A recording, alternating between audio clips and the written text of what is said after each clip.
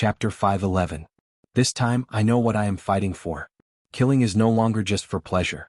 The moment I stood up from the pile of enemy corpses, I have never felt the meaning of living so clearly before. Although what I feel is not as strong as Elvis's, it is enough for me to thank you. Oriton was expressionless and his tone was calm but firm. This made Gu Mingming believe that he was not being courteous or trying to flatter her, but sincere. Feeling the meaning of living. This sentence seemed familiar. Gu Mingming recalled that she had heard Elvis say something similar before. Before he established Saint Nazir, he roamed around, causing trouble, and fought one battle after another just to seek the thrill of killing. In the end, even killing made him numb. At that time, his biggest doubt was, why did he want to live? So when he met Leah and Leah suggested to create a tribe, he agreed out of boredom. And Leah at that time also did not have the meaning of living. He was struggling at death's door just for revenge. Oriton, was it the same? Gu Mingming did not delve into Oriton's past. She now understood that if you did not want to be responsible for a male, you should not interfere too much with his life. Gu Mingming poured a cup of honey water for Oriton and said, I don't know what you felt in this battle, but thank you for still being alive. Oriton was taken aback. He took the cup from Gu Mingming and held it with both hands. He stared at the ripples in the cup in a daze and his lips curled up without replying.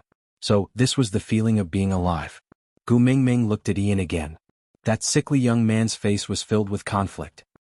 He did not dare to look at Gu Mingming but kept sneaking glances at her from the corner of his eyes. Gu Mingming smiled and said, You looked so resolute and reliable when you asked me to get on. Why did you become so awkward after not seeing me for a few days? Ian glared angrily and said, Don't tell anyone else that I asked you to get on my back. I was in a hurry to save you. That's why I did that. Don't misunderstand, I did not ask you to do that because I like you. Gu Mingming revealed an expression that was even more horrified than Ian's. Say it clearly, what did I do to you?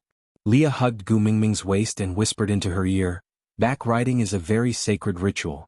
Once a male is willing to let you sit on his back, it means that he is willing to pledge his loyalty to you and be your slave for life. Many males, even if they were to mate, might not be willing to let their females ride on their backs. If there was one last bit of pride a male would have in front of a female, it would probably be the matter of getting on her back. Just look at Sandy. Although all her partners treated her very well, the only one who was willing to carry her on his back was her first partner, Bode. No matter how much Colin loves her, he will only hold her or carry her, and will never let her ride on his back. Gu Mingming tilted her head and said, But the day Elvis brought me back to the tribe, he carried me back to the cave. Leah smiled and tapped Gu Mingming's little nose, saying, That's why I said in Elvis's heart, nothing is more important than you. His tribe is like this, his clansmen are like this, his friends are like this, even he himself is like this. Chapter 512. Gu Mingming picked up the stone bowl and scooped a big bowl of meat before turning to walk into the house. When she passed by Ian, she said, Don't worry, I will definitely not tell anyone about this. I guarantee that when you mate in the future, you will still be innocent. Ian blushed and shrugged off Gu Mingming's hand with his shoulders shaking. He muttered, Just talk, don't touch me. Gu Mingming chuckled and ignored Ian's awkwardness. She just carried the bowl into the house. Looking at Gu Mingming's back view, Leah waved his big tail and instructed Oriton to stay behind to watch over Gu Mingming just in case. Meanwhile, he continued to interrogate Cole and interrogate him about the whereabouts of the little wolves. He knew that as long as the little wolves were not found, the gloominess on Gu Mingming's face would not disappear. But he did not mention that he was also the one who carried her on his back. Hubby. Gu Mingming called out sweetly before lying beside Elvis's bed. She smiled at Elvis, who did not dare to move because of her insistence. She said, Are you hungry? The food that Leah cooked today is super delicious. Let me feed you. Elvis cleared his throat and said, Actually, after advancing to the 5th level, I realized that my body's recovery ability has become stronger. These external injuries are more or less healed. I can take care of myself now. But Gu Mingming did not comply. She pressed her hands lightly on Elvis's shoulders, who was trying to sit up. She pouted and said, I am your wife. I should have the right to take care of you, right? You were injured so badly because of me. If I don't do anything for you, I will feel very uneasy. Elvis rubbed Gu Mingming's little head helplessly and said, I am just afraid that it will be hard on you. Gu Mingming smiled and said, How can it be hard to take care of my own hubby? Come, open your mouth. Elvis was a little embarrassed and ashamed. but he still opened his mouth with a stiff expression. Gu Mingming sent the spoon into his mouth and he quickly ate the food on the spoon. Then he shut his mouth and lowered his head. He looked at Gu Mingming helplessly and tenderly. Gu Mingming realized that the tips of Elvis's ears were pink. So, she fiddled with his ears mischievously and said, "You are actually blushing after being fed by your own wife?" Elvis cleared his throat and said, "Males have always been the ones taking care of females, since when has a female ever fed a male?"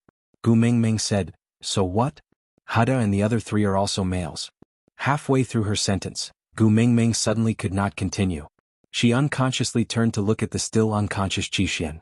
Gu Mingming's brows were tightly knitted together. Elvis propped himself up and pulled Gu Mingming into his arms. He rested his chin on Gu Mingming's head and sighed softly. "Don't worry, aren't I and Leah here? The wolf cubs would definitely be fine. Trust me, okay?" Gu Mingming knew that her emotions would affect the entire family's emotions. Be it Elvis or Leah, they were all trying their best to think of a solution for her. She could no longer use her sadness to pressure them. Rubbing her face, Gu Mingming forced herself to smile and said, "I know, I believe you." Elvis nodded and kissed Gu Mingming's little face lightly, before finishing the entire bowl of meat.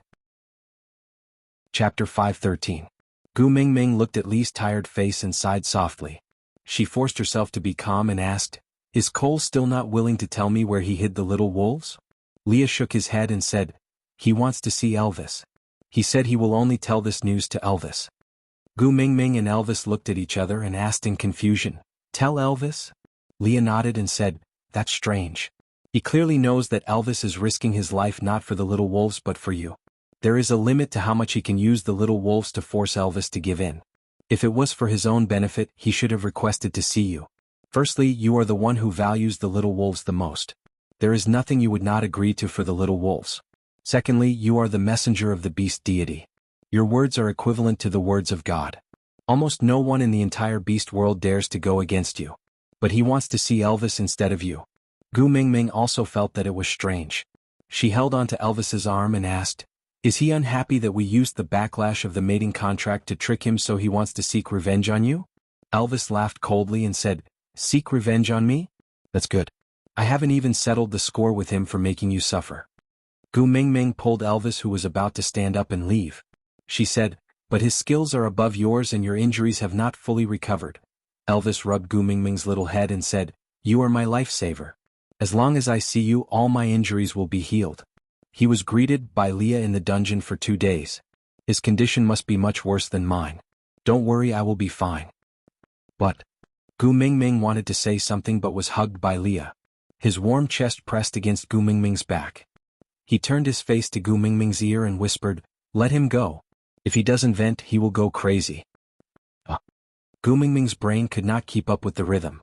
She watched as Elvis had already entered into the night while Leah was behind her, rubbing against her neck to find a comfortable position. She sighed softly and said, "During the days when you were not around, Elvis was almost driven crazy by his own imagination. If he did not tear Cole into pieces, his anger would never dissipate. Although he is much gentler now, don't forget what kind of person he used to be." Gu Mingming remained silent for a moment before saying, "What about you? You must have been worried sick." He kissed the side of Gu Mingming's face and carried her back to the bed, hugging her as they lay on the bed. His furry large tail covered Gu Mingming's body like a blanket, while his slender fingers brushed past Gu Mingming's face and stopped at her delicate chin. He pinched it lightly and she lifted her face to meet his long and affectionate eyes.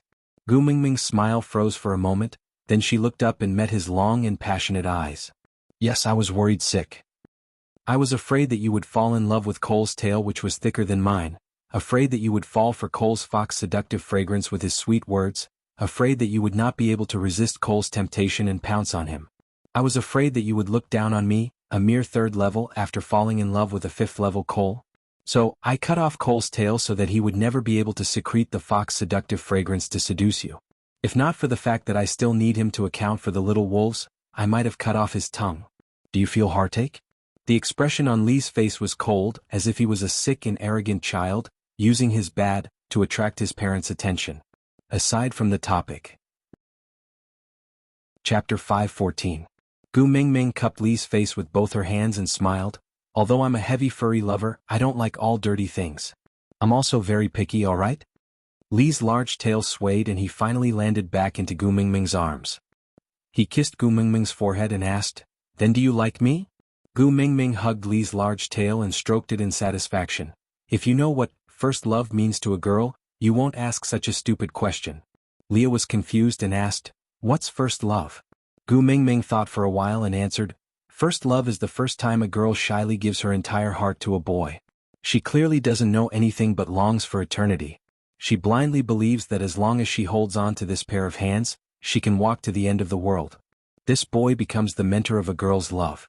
From then on, all the love affairs of a girl's life will be influenced by this first love, intentionally or unintentionally. If there are 3 men a girl can never forget, it would probably be Daddy, first love, and the first man who turned her from a girl into a woman." Leah suddenly laughed as he listened. He held Gu Mingming's hand and kissed it, saying, "2 of the 3 men in your life that you can never forget are me?" Gu Mingming was taken aback and did not understand what Leah meant. Leah pointed at his nose and said, "First love and Daddy." Gu Mingming burst into laughter and said, "Daddy refers to those who are blood-related, not you." Leah was a little disappointed and said, "It's rare to win against Elvis." Gu Mingming smiled helplessly and did not reply. Leah kept his smile and hugged Gu Mingming tightly in his arms, not letting her see how sad and regretful he was. Enlightenment, shyly giving out her entire heart for the first time, she had longed for an eternity, everything was shattered by his stupidity. "I'm not a competent first love, right?" Leah asked softly. Gu Mingming did not answer but asked back, "Before me, did you have any love experience?" Leah shook his head without any hesitation. Gu Mingming asked, "So, I am also your first love, right?"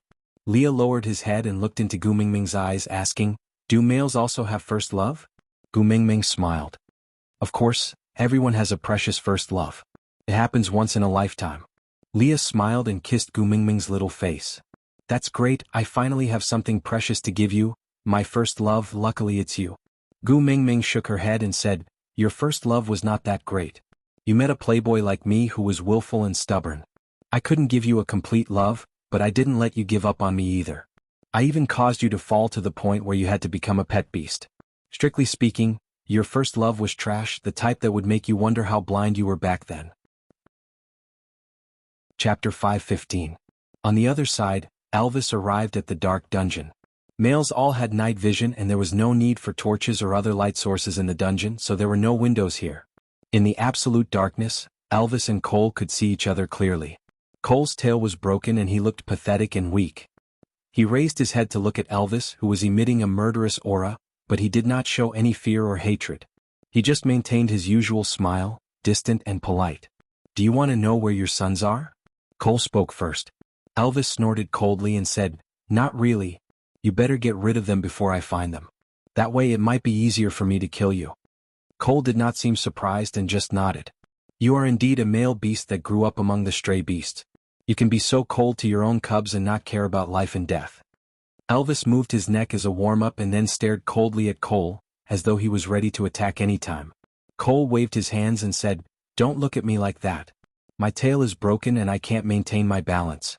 Don't talk about fighting. Even if you open the door now, I might not be able to escape. I called you here because I have another deal to discuss with you." Elvis said coldly, "Not interested." Cole saw that Elvis was about to turn and leave and sneered, "Not interested in Agu either?" Just as Cole finished his sentence, Elvis's sharp claws had already strangled his neck. His sinister and bloodthirsty eyes emitted a faint blue light, like the stare of the Grim Reaper. It was suffocating and chilling. "I said before, you are not allowed to call him that." Cole could no longer breathe but his lips maintained a fake smile. He looked back at Elvis's eyes with a hint of provocation. Elvis shook Cole off before he breathed his last. "What do you want to say to me? Hurry up and say it." Cole coughed twice and then weakly took a few deep breaths. After he had caught his breath, he continued, "You don't care about the life and death of those wolf cubs, but Agu cares a lot. If I return these 4 wolf cubs to you, Agu will definitely be very happy. You don't have to stare at me like that. She has tacitly agreed to address me as Agu." Elvis clenched his teeth but resisted the urge to tear Cole apart. He did not want to see Gu Mingming suddenly stop talking when she unintentionally mentioned the little wolf pups, then forcefully hold back her emotions and tears, pretending that nothing had happened. Although those 4 fellows kept snatching Gu Mingming away, but he would never do anything that would make Xiaoming sad. Conditions. Elvis did not believe that Cole would be so kind as to give him his life-saving chip just like that. Cole nodded approvingly. It's impossible to survive after touching your female. Now that I don't have a tail, I've become a crippled beast. Living is better than dying. So I won't beg you to let me go. Elvis laughed coldly. That's the best. Cole nodded as well, having reached a consensus with Elvis on this point. Then he shook off the dust on his body and said, "If you kill Leah, I will return those 3 wolf pups to you and even save the unconscious one." I heard Agu call him Chixian, right? What a strange name, it must have been given by Agu. Chapter 5:16. Cole nodded and said, "I want him dead and I want you to kill him personally." Elvis snorted coldly and said, "I refuse." Cole revealed a surprised expression for the first time and looked at Elvis and asked, "Aren't you jealous that Leah is so good at pleasing Agu? Aren't you worried that he will replace you one day?" Elvis thought about it and said honestly, "Jealous, I have been jealous from the start." Cole continued, "Now that I have given you a dignified reason to get rid of him, even if Agu pursues the matter in the future, you can say that you had no choice but to sacrifice Leah for the little wolf cub. Leah is not Agu's partner, he is just a beast pet. There are people more handsome than him in the Snow Fox tribe, why not find a more obedient beast pet for Agu?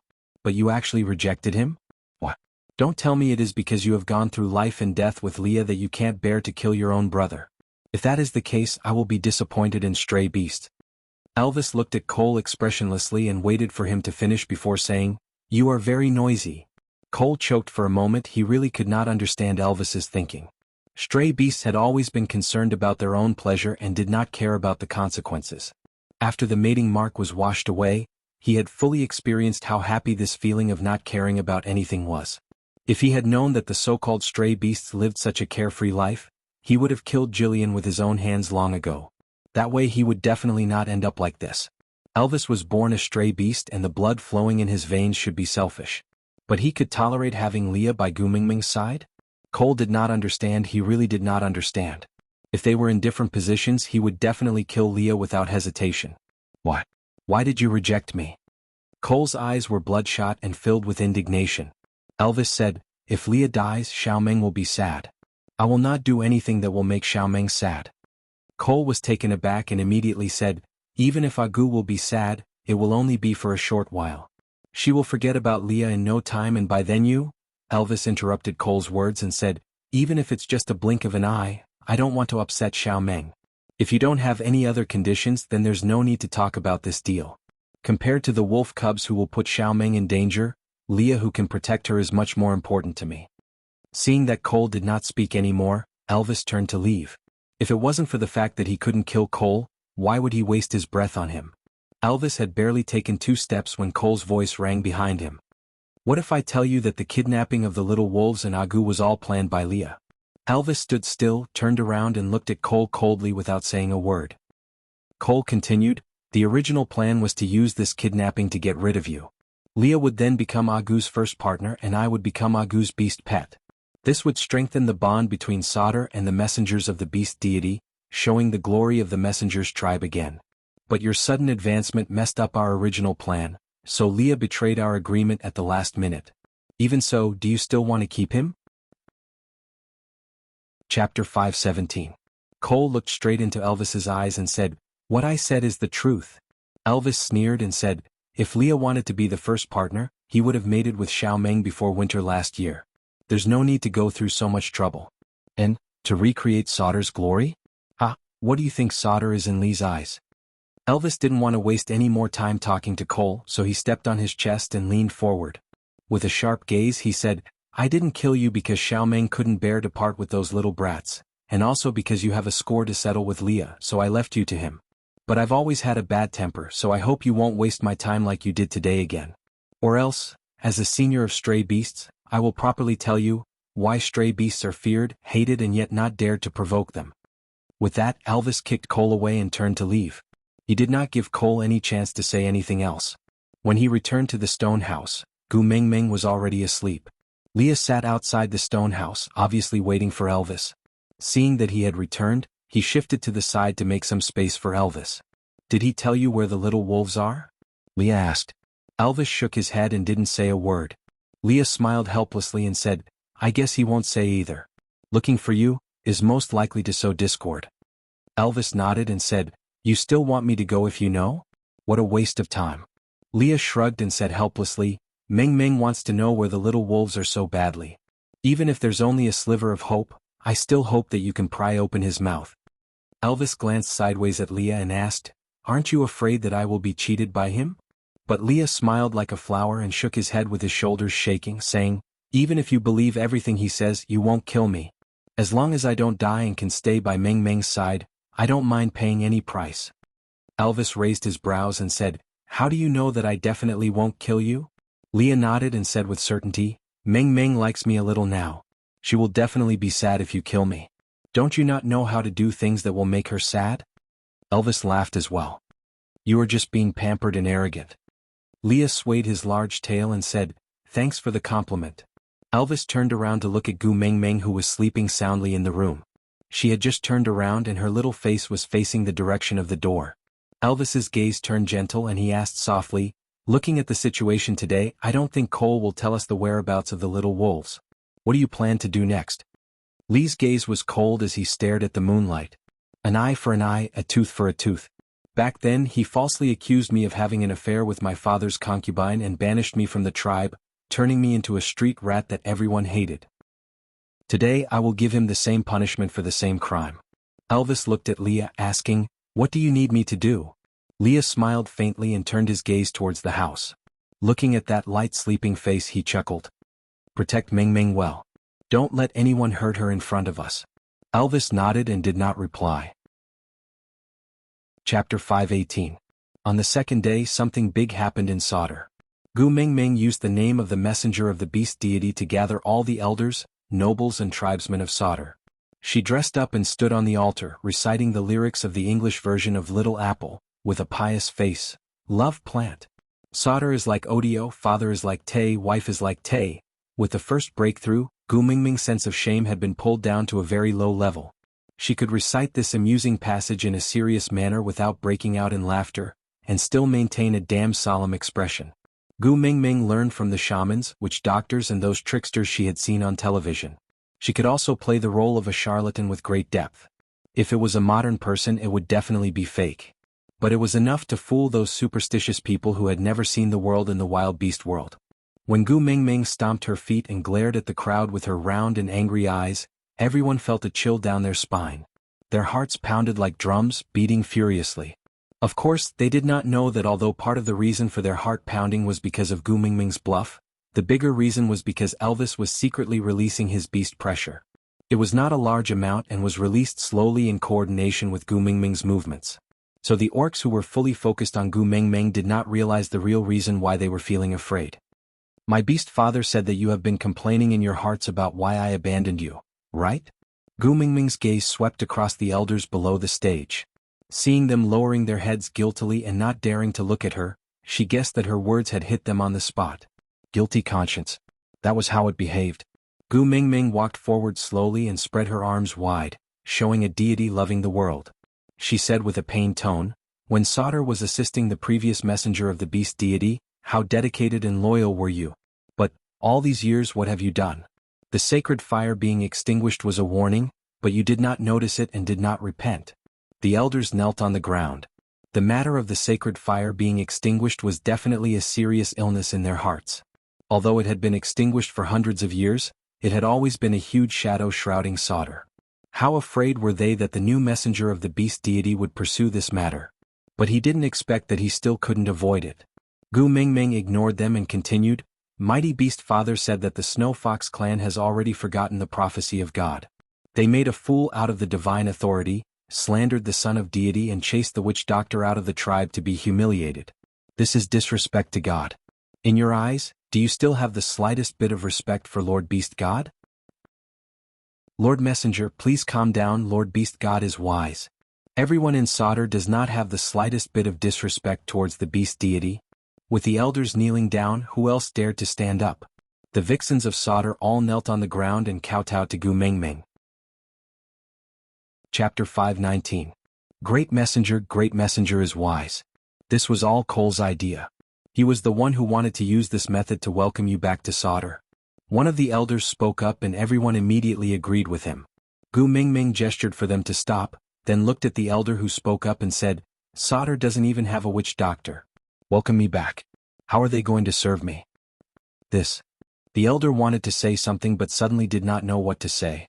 Gu Mingming continued, the authority of the god is at its peak and the authority of the god is at its peak.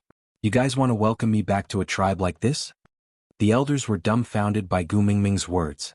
Gu Mingming turned around and sat on the chair in the middle of the deity altar. Elvis and Leah stood on her left and right, releasing their aura to the fullest. Instantly, everyone's knees turned to jelly and they knelt on the ground. Gu Mingming raised her head and said, the original leader of Sauter, Cole, went against the god's will for his own selfish reasons and framed the successor of the witch doctor, Leah. He used his power to suppress the tribe and forced the tribesmen to betray their conscience and help the villain do evil. He should be punished for his heinous crimes. However, the son of God, Leah, had a clear spiritual root and was compassionate. He knelt on the ground and begged the beast deity for 3 days and 3 nights to plead for Cole.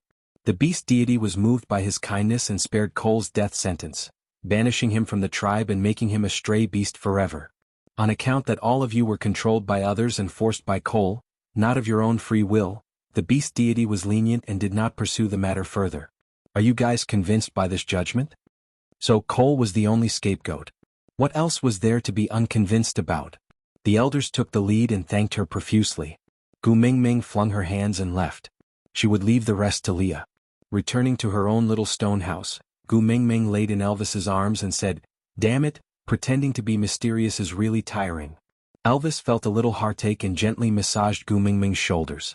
He said, luckily, Lee's name has been cleared and he is also the son of God that Sauter is most proud of. In the future, he can help you with such matters and you won't have to make an appearance every now and then. Gu Mingming smiled and shook her head. I really doubt the average intelligence of the Snow Fox tribe. Just what I said just now, no matter how you look at it, it is full of loopholes. How could they believe it? Elvis smiled. The words of the strong are the truth.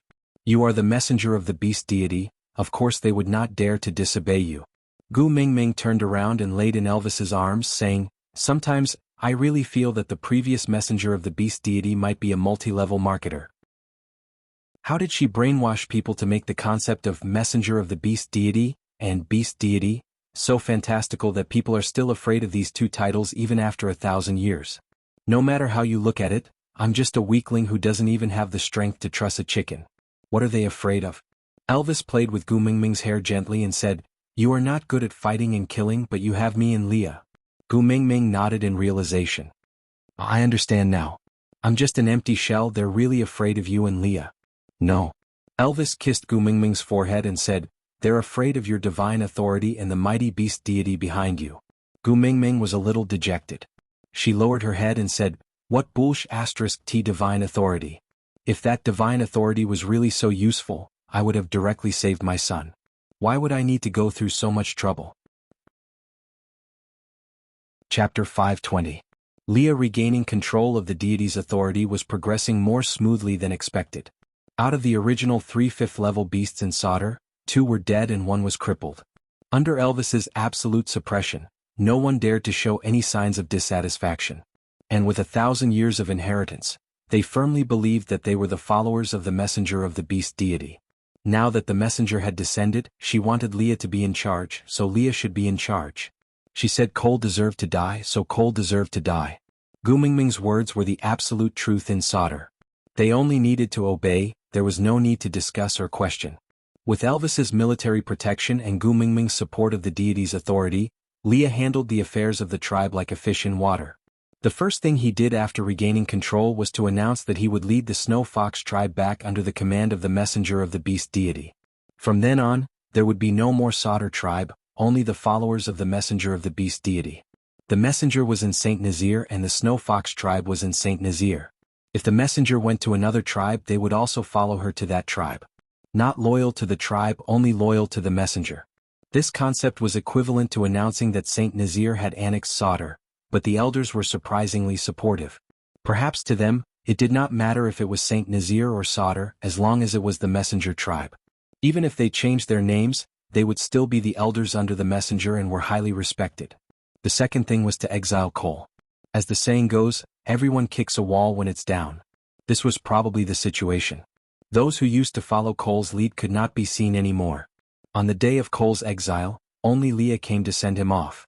Leah held Cole's favorite food in his hands and passed it to Cole. Times change, it's just the wheel of fortune. You banished me once and I banished you once. This way we're even. Cole took the food from Lee's hands. He was neither agitated nor resentful. He ate it elegantly and did not look like an exiled person at all.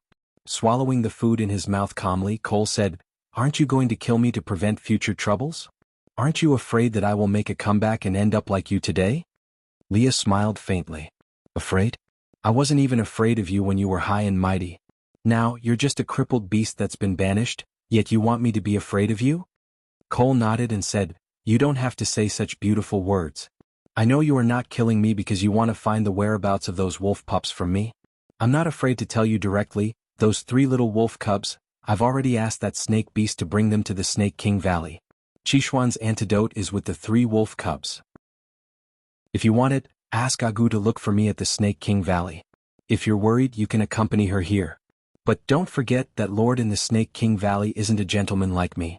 He only invited Agu, the rest will be treated as trespassers."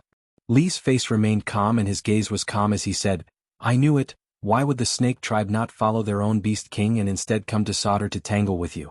So it turns out that they had already reached an agreement with the Snake King Valley. Cole nodded, acknowledging Lee's words. After all, that great lord and the great messenger whom Sodor is loyal to have a close relationship. Since their goals are the same, there's naturally no reason for them to not cooperate. Chapter 521. Cole opened his arms wide and put on a "you can do whatever you want" pose. His smile was a little provocative as he lifted his chin and said, "If you kill me, who will bring you to the Snake King Valley? It doesn't matter if those few wolf pups die, you can kill me now. With the son of the messenger of the beast deity accompanying me, I can die in glory." Leah didn't say anything and just gestured for Cole to leave, implying that he was letting Cole leave. Cole shook the beast's skin on his body and smiled at Leah, saying, "You have imitated me for so many years and now it seems like you have some charm. But a fake is still a fake. The next time we meet it will not be like this." Leah didn't say anything and just smiled faintly. There was some disdain and indifference in his smile as well as some nonchalance. Cole didn't say anything else and just turned to leave. Compared to the time when he chased Leah away, the current Cole was much more dignified. But his hatred and indignation were much stronger than Lee's back then. On what basis? These 3 words almost made Cole's eyes drip blood. The moment he turned around, Cole's expression turned sinister and terrifying. But Leah, who was behind him, still had a calm expression. Glancing disdainfully at the sky, a black figure brought Cole away from the shade of the trees. Leah turned around and walked back to Sodor. Oh no, there was no more Sodor in this world. This was now Saint Nazir's territory. Using Gu Mingming's words, it was called a division. The original elders had a secret room specially for discussing work. Gu Mingming used burnt wood ashes to write the words meeting room on it. Leah used his claws to carve out the 3 words bit by bit until it was hollow. Then he used beast skin to tie the 2 sides and hung it above the door of the secret room. From then on, this secret room had a sacred name, meeting room. Leah fetched Elvis and Gu Mingming and was about to head to the meeting room to discuss about the wolf pups when he met Sandy and Colin along the way. Both of them looked travel-worn, as though they had just arrived at Sodor and did not have the time to rest before coming to look for him. Gu Mingming was always in a good mood when she saw Sandy. She pulled Sandy's little hand and was about to let out her grievances over the past few days when she saw Colin kneeling down at Gu Mingming's feet with a loud thud. He said with a face full of grief and indignation, "Great messenger, please punish me." Gu Mingming was shocked and wanted to ask what had happened. Sandy wiped her tears and held onto Gu Mingming's hand, sobbing, "Gu Mingming, can you not kill Colin? I beg you. It's all my fault. It's all my fault. If you want to blame someone, blame me. Don't kill Colin, okay?" Gu Mingming looked at Sandy in confusion and then at Colin. She waved her hands and said, "Can anyone tell me what happened first? Are you two possessed?" Colin moved 2 steps forward and said, "It's not Sandy's fault, it's my fault. As the messenger's guard, I only cared about protecting my own female when you were in danger and did not fulfill my duty as a guard. When everyone was fighting a bloody battle, I selfishly only cared about protecting my own female and did not fight for you. As a guard I am, that, as a member of Saint Nazir I am, anyway I am guilty." Sandy shook her head and held onto Gu Mingming's hand saying, No, you can't blame Colin. I was too afraid at that time, so I grabbed onto him and did not let him go to join the battle. I insisted on keeping him by my side. It's all my fault, I am a burden to Colin. If you want to punish someone, punish me. Can you spare Colin? I beg you, don't kill him. Aside from the topic, a foolish person should study more. Look, he can't even come up with a proper sentence to apologize. Chapter 522. Gu Mingming smiled as she helped Colin up. She hugged Sandy and patted her back lightly before pushing Sandy back into Colin's arms. Leave 2 of the strongest males behind to protect every female. The rest of the tribesmen will participate in the frontal assault. Isn't this Lee's battle plan? Colin and Bode are the strongest in your family. It's not wrong for them to stay behind to protect you. Why should I kill Colin? Colin said in a simple and honest voice, because I'm the emissary's protector, the emissary's shield. When the messenger is in danger, I should be the first to stand in front of her. But Gu Mingming patted Colin's shoulder with a smile. I am indeed the messenger of the beast deity. But everyone does not have the obligation to risk their lives for me. Emotionally, you protected my most important friend. Logically, you were just following the orders of your superior. So you did not do anything wrong. But Colin could not win against Gu Mingming in an argument. But he knew in his heart that he was in the wrong in this matter. Elvis wrapped his arms around Gu Mingming's waist gently and pulled her into his arms. He looked at Colin with disdain. Xiaoming said that she will not punish you. But after this incident, it has been proven that you are not suitable to be the messenger's guard. From now on, you will be stripped of all your rights and responsibilities. Do you have any objections? Colin lowered his head. I have no objections. Elvis nodded. He carried Gu Mingming up. Oriton will take over your position. If there's nothing else, you guys can go back. Gu Mingming. Sandy stared at Gu Mingming with her teary eyes. She felt very guilty. When Gu Mingming was in danger and trouble, she only cared about the safety of her own males. She clearly knew what Gu Mingming had been through. But when she stood in front of her, she did not even show a single word of concern. She only cared about helping Colin beg for mercy. It was indeed not a good friend. Gu Mingming returned a smile. She signaled to Sandy that it would be fine.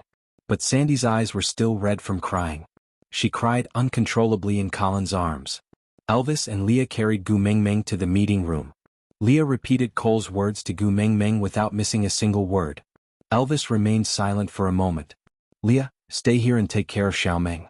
I will go to the Snake King Valley to save the little wolf. Leah shook his head and said, the monster in the Snake King Valley is not at Cole's level.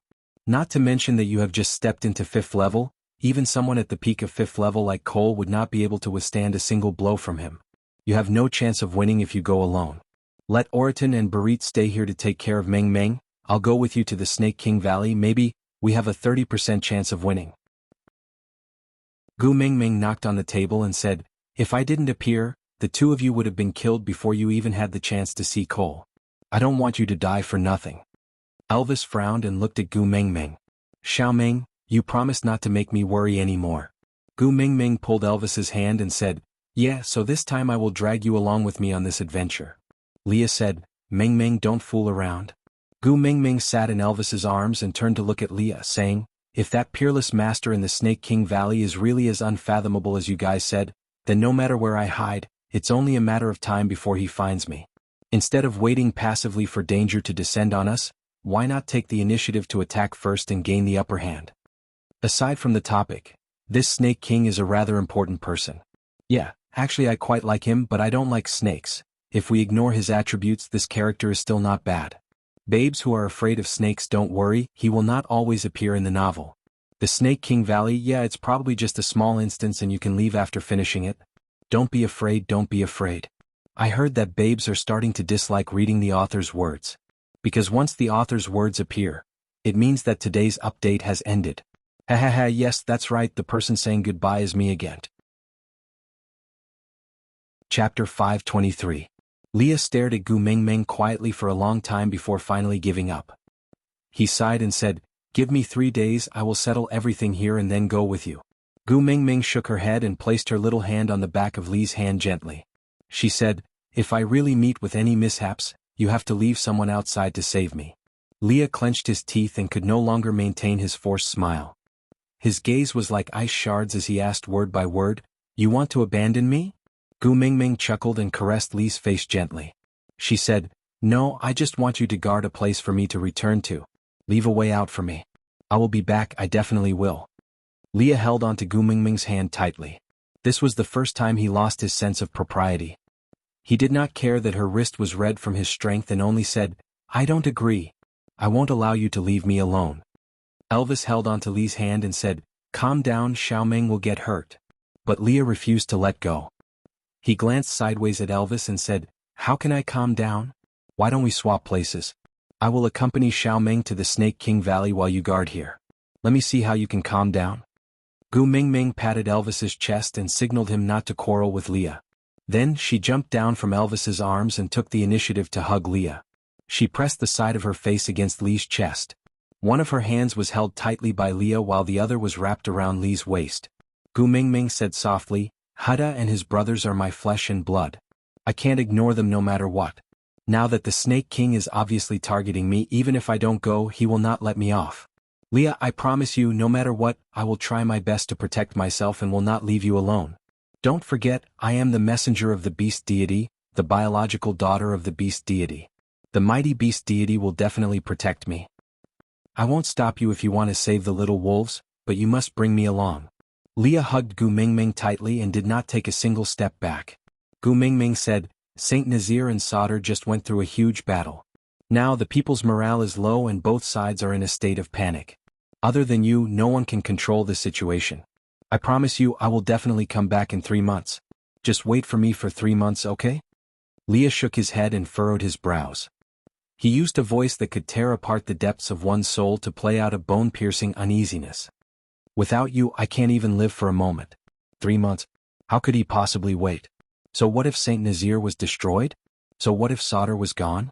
Besides you, there's nothing I can't bear to part with." Elvis stood behind Gu Mingming and said slowly, "Xiaoming, this time, I support Leah." Chapter 524. Gu Mingming had originally thought that since she did not mate with Leah, she should not involve Leah in such a dangerous situation. If anything happened to her in the Snake King Valley, then Leah could start a new life after grieving for a period of time. But looking at how the two of them were so compatible, she was afraid that if she did not bring Leah along, not to mention the Snake King Valley, she would not even be able to leave this meeting room.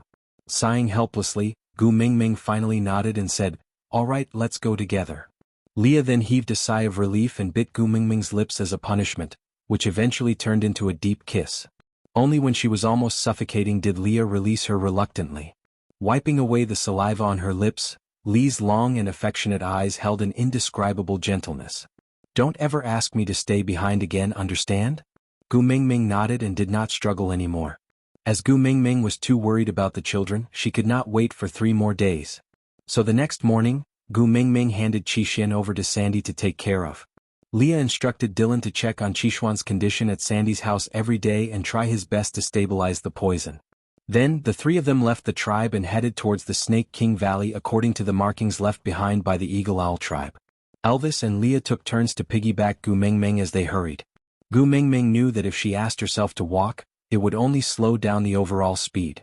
So although her heart ached, she remained silent and only forced Elvis and Leah to rest for 1 night every 3 days. On the 10th day they arrived at the entrance of a valley. Beside the entrance, leaning against the tree trunk, waiting for them, was Ian. Cole never came out after he entered this place. We tried to follow him in but we couldn't find any trace of him, so the entrance should be nearby. Ian summarized briefly. Gu Mingming nodded and said, "All right, it's been hard on you. Go back and rest, we will settle the rest ourselves." Ian raised his brows and his sickly face revealed some displeasure. "Settle ourselves? I'm afraid that before you can even find the entrance, you'll be eaten by the snake beasts everywhere." Gu Mingming was taken aback and immediately lowered her head to take a closer look. Indeed, she found traces of a snake in the bushes. She was terrified and instinctively hid in Elvis's arms. Ian said, If it wasn't for you, Elvis, a 5th-level beast could barely explore this place. Now, even if the 2 of them were tied together, they wouldn't be able to protect you from so many snake beasts. You're still thinking of doing what you want? TSK a burden." Gu Mingming was furious but she could not retort. He could only glare and say, "Then tell me, what should we do?" Ian shook his wings and said, "I'll bring you along to show off and fly." Gu Mingming's eyes lit up. She patted Ian's shoulder and said, "Not bad, big brother. Anyone with wings is an angel." Ian coldly snorted, then opened his chest and said, "Hold on tight, otherwise I won't be responsible if you fall to your death." Chapter 525. Ian did not reply Gu Mingming, he just exchanged glances with Leah and Elvis, before flapping his wings and flying away against the wind.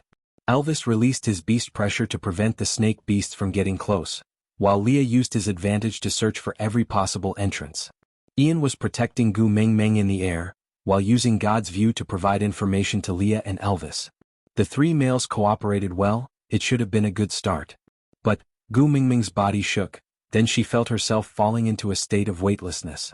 Looking up, she saw Ian's face turning green. His body could not move at all, as if his acupoints had been sealed. His pupils were starting to lose focus, and he used his last bit of rationality to retract his wings, using his body to protect Gu Mingming. Gu Mingming did not even have the time to scream before she lost consciousness. Cold. Something lightly brushed past Gu Mingming's cheek. Frowning, Gu Mingming forced her dry eyes open. He wanted to sit up, but he found that he couldn't control his body. Not to mention sitting, he couldn't even lift a finger. The only things she could control were her eyelids and eyeballs. Awake. A cold and emotionless voice rang above Gu Mingming's head. Gu Mingming looked up with a posture that seemed like she was rolling her eyes. She could only see a naked upper body. Judging from the flatness of the chest, it should be a male. But this face was bewitching. She was definitely a cold and aloof elder sister. Leah was also very handsome, like a demon or a deity, but it would not cause people to doubt his gender. But this guy in front of her was like a demon or Rakshasa that crawled out from the 18th level of hell. His demonic aura was so strong that it was mesmerizing. He was just looking at Gu Mingming without any expression, but Gu Mingming felt as if she had fallen into a cave and was watching Chun Sanyang perform a striptease. Her heart could not help but beat wildly, and Gu Mingming even forgot how to breathe. "Nice to look at?" The evildoer was neither angry nor happy. He asked in an indifferent and calm tone. Gu Mingming was stunned for a moment, before realizing that it was impolite to stare at someone like that, so she quickly retracted her gaze and tried to cough. Realizing that she could still speak, she looked down at the tip of her nose and asked, "May I know you are?" That demon raised his eyebrows and slid his body to the bottom of Gu Mingming's face. His cold fingers lifted Gu Mingming's chin lightly, and with an unhappy expression he said, "Why aren't you looking at me anymore?" Gu Mingming did not hear clearly what the demon said, she just realized that she was lying in the tail of a giant snake. Her mind went blank and without thinking, she roared out loud out of reflex, "Ah!" That demon frowned and pushed Gu Mingming's chin with his fingers, forcefully interrupting Gu Mingming's shocking biological reaction. He pinched Gu Mingming's cheeks and asked, "Are you afraid of me?" Gu Mingming's and Mingming's expression and said, "Gu's Mingming's expression. Gu's and King and Mingming as Mingming." Chapter 526. Answer my question or I will eat you up. The demon moved closer to Gu Mingming and opened his mouth, revealing two poisonous fangs. Gu Mingming was even more afraid. Damn, a human's mouth could not open so wide. Great king, please spare my life."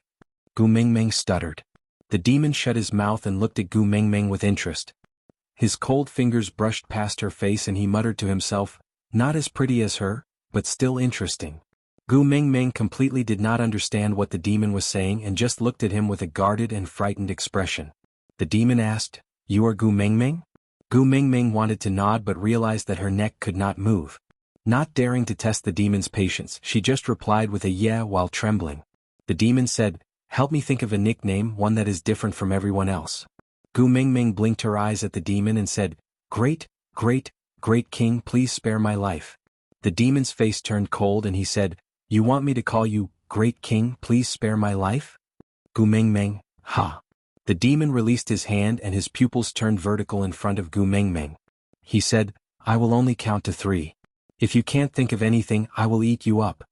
Gu Mingming was dumbfounded and completely did not know what was going on. Although females were extremely precious in the beast world, she did not doubt that this fellow would really swallow her up after counting to 3. Hence, Gu Mingming's brain activated a magical mode.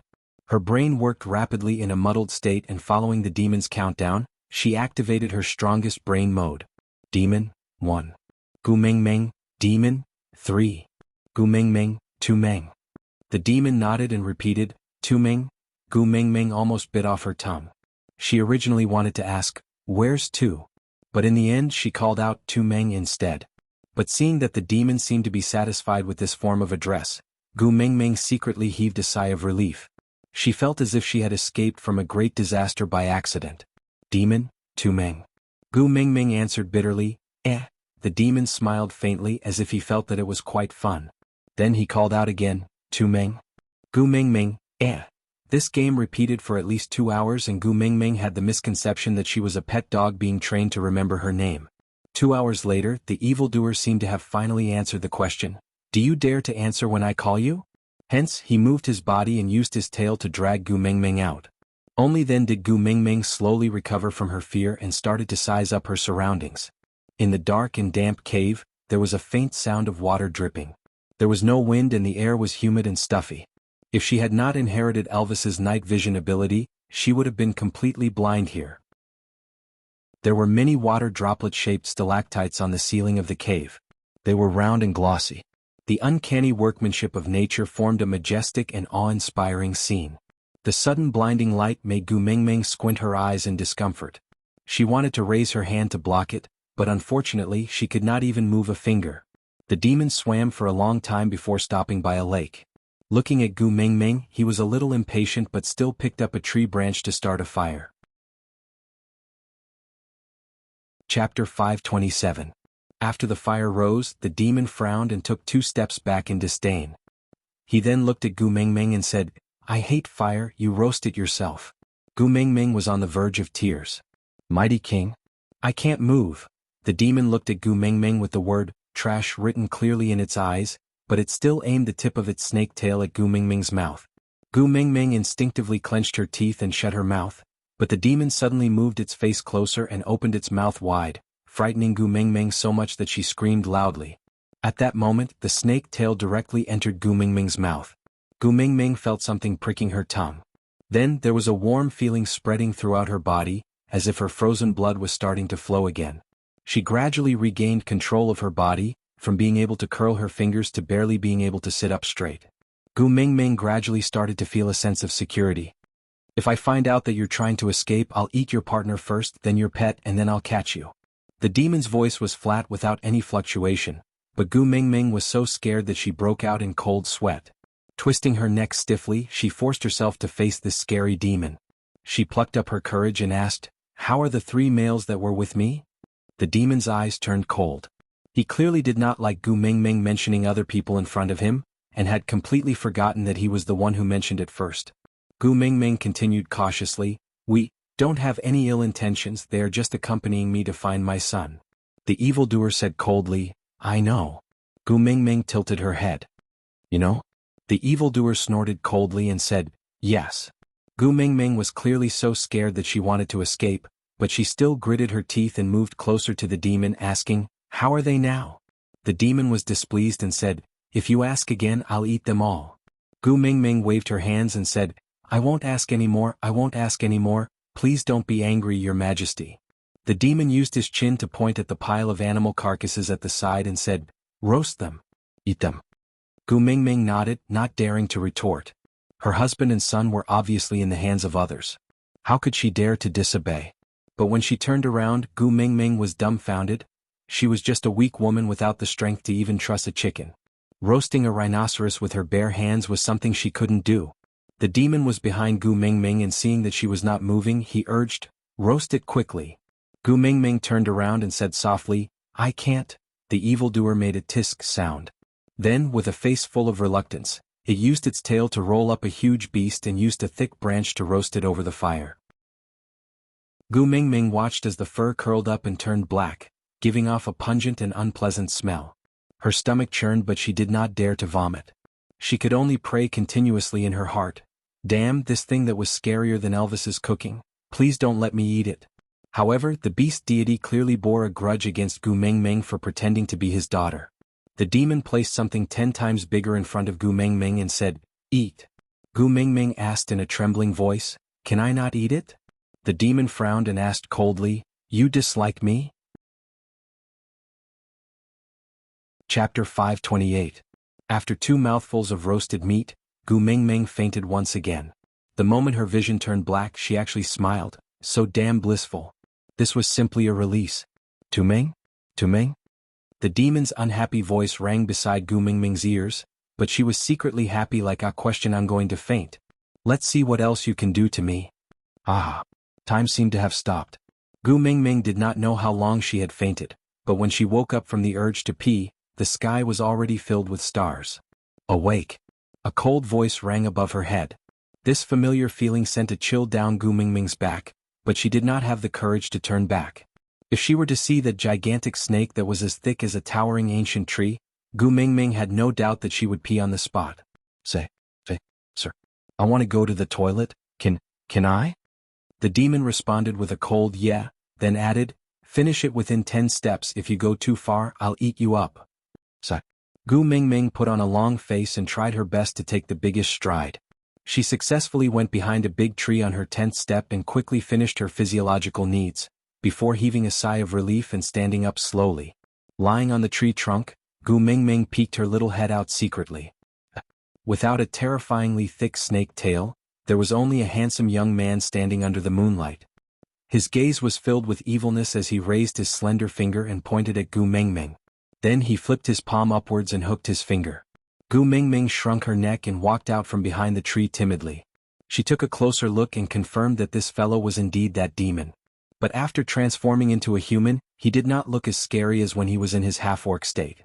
His body was well-proportioned and slender, unlike Elvis's strong and muscular body, nor Lee's well-proportioned body. It was a type of muscle line that was in between Elvis and Leah. All the muscle fibers grew vertically, making his entire person look even more chiseled and beautiful. Strength and femininity were perfectly combined on his body, and the whiteness of his skin had reached a stage that made one's hair stand on end. Gu Mingming had the urge to poke him, because she felt that his skin was so good that a little force could poke a hole. The demon looked at Gu Mingming coldly and accepted her stare calmly. After a long while, he finally spoke, "You're not afraid of me anymore?" Gu Mingming was taken aback.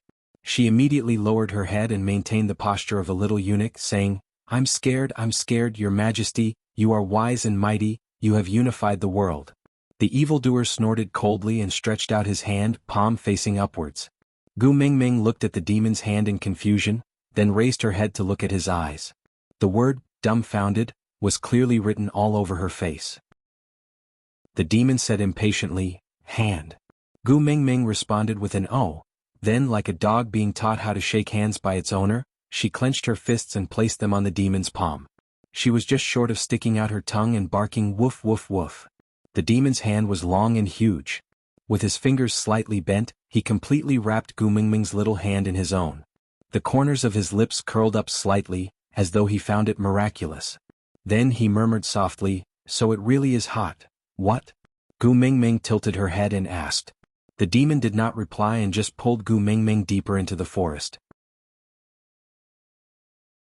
Chapter 529. The demon brought Gu Mingming to the side of a deep pool, then used his chin to point at the hundreds of beasts in the pool, asking, "Which one do you like?" Gu Mingming stretched her neck to look down. "Did I go to the wild zoo?" This was simply a small-scale food chain, a microscopic animal world. Gu Mingming looked at the demon in surprise, asking, "Are you playing happy farming?" The demon looked at the deep pool, then back at Gu Mingming, saying, "Don't you all store food like this?" Gu Mingming was stunned for a moment, then asked back, "You know how to breed and breed?" The demon frowned impatiently, saying, "Choose quickly, which one do you want to eat?" Although Gu Mingming had not eaten for a day, but thinking about this man's dark cooking skills that were even higher than Elvis's, she shook her head firmly for the sake of her own life, saying, "My stomach is not feeling well today, I don't want to eat meat. I'll just eat some fruits." The demon twitched his mouth, saying, "Troublesome." As he said that, he still held Gu Mingming's hand, turning around to walk back. When they accidentally passed by a certain tree, they looked up. The demon said coldly, "Hindrance." Then he kicked it nonchalantly, and then, the tree fell. Gu Mingming stared dumbfoundedly at the huge tree that needed at least 5 to 6 people to hug was kicked over just like that. She immediately decided not to provoke this man even if she was beaten to death. The demon walked to the top of the tree nonchalantly, pointing at the fruits hanging on the branches, saying, "Eat." Gu Mingming then understood that this man was acting to find food for her. Gu Mingming smiled obsequiously saying, "Thank you, mighty king." With that, she was prepared to sit on the tree branch obediently to pick a few fruits to eat, but before she could take a step, she was pulled back again. Turning around, she met the demon's unhappy eyes, faking a smile, saying, "Mighty king?" The demon tightened his grip, saying, "Don't run away, I'll eat you." Gu Mingming shook her head, saying, No, I don't dare to run away. I'm just going to eat a few fruits." The demon did not say a word. He held Gu Mingming's little hand and walked to a tree branch. He bent his legs and sat down, then looked sideways at Gu Mingming. Gu Mingming's hand was being held by the demon and it was impossible for her to sit further away. Hence, just when she wanted to sit beside him, the demon pulled Gu Mingming into his arms. He was still expressionless as he said, "My body is more comfortable." Gu Mingming smiled bitterly, "Damn it, I'm feeling uncomfortable." The demon raised his eyebrows. "Do you have an opinion?" Gu Mingming smiled apologetically and put on a cowardly look. No, completely not at all." Only then did the demon nod his head in satisfaction. He casually plucked a bunch of fruits that looked like grapes but were obviously not grapes and passed it to Gu Mingming. "Eat." Gu Mingming took the fruit with one hand and wanted to wash it, but when she saw her hand being held by the demon, she gave up. Holding the root of the fruit in one hand, he raised his head and bit into it. The tip of his tongue tasted sweet, and the juice filled his entire mouth. Gu Mingming nodded instinctively. After swallowing, she exclaimed, "So sweet." The demon looked at Gu Mingming from the corner of his eyes. He did not even know how gentle his expression was at that moment. How long had it been since he was interested in food? All the swallowing was out of instinct. But at that moment he was very curious about the taste of the fruit that made her smile. Chapter 530. The corners of Gu Mingming's mouth twitched. Looking at the two shiny poisonous fangs, Gu Mingming's heart crumbled. Looking at the fruits in her hands, feed? Not feeding? That was a problem. The demon seemed to be getting impatient from waiting. He frowned slightly and his eyes clearly said, "If you don't feed me, I will eat you." Gu Mingming immediately delivered the fruits to the demon's mouth. The demon imitated Gu Mingming and wanted to bite one into his mouth, but the moment his poisonous fangs touched the skin of the fruit broke immediately and juice splashed all over the demon's face. The demon frowned and wanted to get angry, but he saw Gu Mingming laugh out loud. His anger was mysteriously dispersed by her bright smile. The demon stuck out his tongue and gently licked the juice at the side of his lips. He frowned. What kind of disgusting taste was this? She actually liked this taste, so weird. But, although weird, it did not seem so annoying. Gu Mingming held back her laughter and raised the remaining half of the fruits, asking, "Mighty king, do you still want to eat?" The demon turned his head away coldly and said, "You can eat it yourself." Gu Mingming did not know why. Maybe it was because the demon did not look that scary when he did not transform into a snake, or maybe it was because the way he looked when the juice splashed all over his face was too comical, or maybe it was because he did not do anything to hurt her even though he was awkward. Anyway, the guard in Gu Mingming's heart melted bit by bit. She felt that the demon was just not good at communicating with people. Although awkward and dangerous, he should not be too bad in nature. Or maybe, if she made him happy, he would return Elvis, Leah and her 3 sons to her? Thinking about this, a smile finally appeared on Gu Mingming's face. The demon kept looking at her from the corner of his eyes. Seeing her smile, the corners of his lips also rose unknowingly. Gu Mingming ate a lot of fruits, but there was still a lot left on that tree. She wanted to pluck some of the fruit back to eat tomorrow so as not to waste it, but the evildoer refused to let go of her hand. When she showed the slightest sign of struggling, he threatened with a cold face, "If you dare to run, I'll eat you." Feeling helpless, Gu Mingming looked at the tree full of fruits with a pained expression. She was pulled back into the cave by the demon, who kept turning back every few steps. The demon found a flat spot to lie down, then pulled Gu Mingming into his arms. Gu Mingming did not dare to move. The demon frowned and said, "Do you want to sleep by yourself or should I poison you till you faint?" Gu Mingming immediately shut her eyes tightly, wishing she could fall asleep. However, the more she wanted to sleep, the more she couldn't. In the end, she secretly opened one eye and whispered, "I've been unconscious for too long during the day. I can't sleep now." The demon frowned and said, "No sleep." Dejected, Gu Mingming stretched out her arm in front of the demon and said, "Then you can poison me till I faint, but please be gentle, I'm afraid of pain." The demon did not say a word and just used his other hand to press down Gu Mingming's arm, then slowly placed his face on Gu Mingming's neck. Gu Mingming thought to herself, "What the heck? Vampire play? Chapter 531. The prickling pain at the base of her tongue brought Gu Mingming back to her senses, and she frowned because of the discomfort in her body. Her eyelids were so dry that they hurt. Gu Mingming felt that if she opened her eyes now, her retina might be glued to her eyelids. A cool wetness slowly swept past Gu Mingming's eyes, relieving her discomfort at the right time. She tried to squint her eyes. There was no light, but it did not obstruct her vision. Oh! Gu Mingming moaned and rubbed her eyes. Looking at the side profile of the demon that was so close to her, her sleepiness disappeared instantly. She sat up straight as if she had stepped on an electric switch. You. The demon wiped the corners of his lips lightly and looked at Gu Mingming in disdain. You're awake? Gu Mingming touched her own eyes. They were wet. She felt a chill in her heart, thinking to herself, this lad looked so normal, but why did he have such a weird fetish? You like to eat eye sockets? Yeah. The demon held onto Gu Mingming's hand that was rubbing her eyes, then scrutinized Gu Mingming's face seriously. After a long while he said calmly, ugly? Ugh. It was as if a large knife had stabbed into Gu Mingming's heart. Yes, she was not as beautiful as Elvis and the rest had described her to be. In the modern world she would be average or even slightly below average. But there was no need to use the word ugly, right? Clenching her fists, Gu Mingming could only chuckle and say, you're the king, whatever you say is right. The demon took down a bunch of fruits from the stone table at the side and passed it to Gu Mingming, saying, eat. Gu Mingming took a look and saw that it was the kind she had eaten last night. She stretched her head out to take a look and saw the same fruits piled up like a hill on the stone table behind the demon. Blinking her eyes, Gu Mingming asked, you kicked the tree again? The demon shook his head and said, there's only one such fruit tree. Gu Mingming was petrified on the spot, as if she was struck by lightning. There should be a limit to squandering, right? Orphan version. What the hell, an entire species was kicked to extinction just like that. The demon looked at Gu Mingming's weird expression and frowned unhappily. Yesterday, seeing how much she treasured them, he ordered the snake to pick all the fruits on the tree after she fell asleep. He had thought that she would be happy when she woke up, but why did she look like she was about to cry and seemed a little angry? TSK even uglier. Gu Mingming carefully held the bunch of fruits in the demon's hands, plucked one and sent it into her mouth, tasting it carefully. No seeds? Yes. Gu Mingming was a little confused. She plucked another one, it was still seedless? No wonder there was only one fruit tree. The probability of producing seeds was too low. The demon hooked Gu Mingming's chin, frowning with a cold expression. Smile. Ah.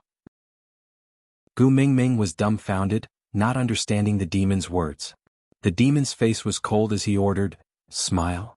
Gu Mingming grinned and forced herself to bare her teeth, smiling perfunctorily. The evildoer was impatient. He turned his head and said, so ugly. Gu Mingming raised her fist and really wanted to slap the back of this demon's head when he was not paying attention. But before her hand could touch his hair, the demon had already turned back to look at Gu Mingming coldly. Gu Mingming looked awkwardly at her hand that was frozen in midair. Then she faked a smile and waved, saying, hi. The demon snorted and did not respond to Gu Mingming's greeting. He just looked at her coldly and asked, don't you like to eat this kind of fruit? I gave you so many, why are you still unhappy? Aside from the topic, although everyone hates me, but I still appeared, Chapter 532. Gu Mingming sighed and said, there's only one such fruit tree. If you kick it down, I will never be able to eat this fruit again after eating all these in front of me. Is that worth being happy about? The demon looked at her coldly and laughed in disdain. My Snake King Valley doesn't have many other things, but there are a lot of fruit trees. According to your eating speed, I'm afraid you won't be able to finish all of them until you die. Gu Mingming smiled awkwardly and said, then what if I don't like other fruits and only like this one? The demon raised his eyebrows and said, you dare? Gu Mingming really felt that she had never met someone so difficult to communicate with in her life. Seeing that he was so powerful, Gu Mingming could only say timidly, I don't dare. The demon's expression then softened and he gave another bunch of fruits to Gu Mingming and said, since you like it, eat them all. Gu Mingming shook her head and said, I can't finish all of these before they rot no matter what. Instead of letting them rot, why don't we leave some to eat and bury the rest? Maybe one of the fruits in this large batch will have seeds, and in that case, that fruit tree can grow again in a few years.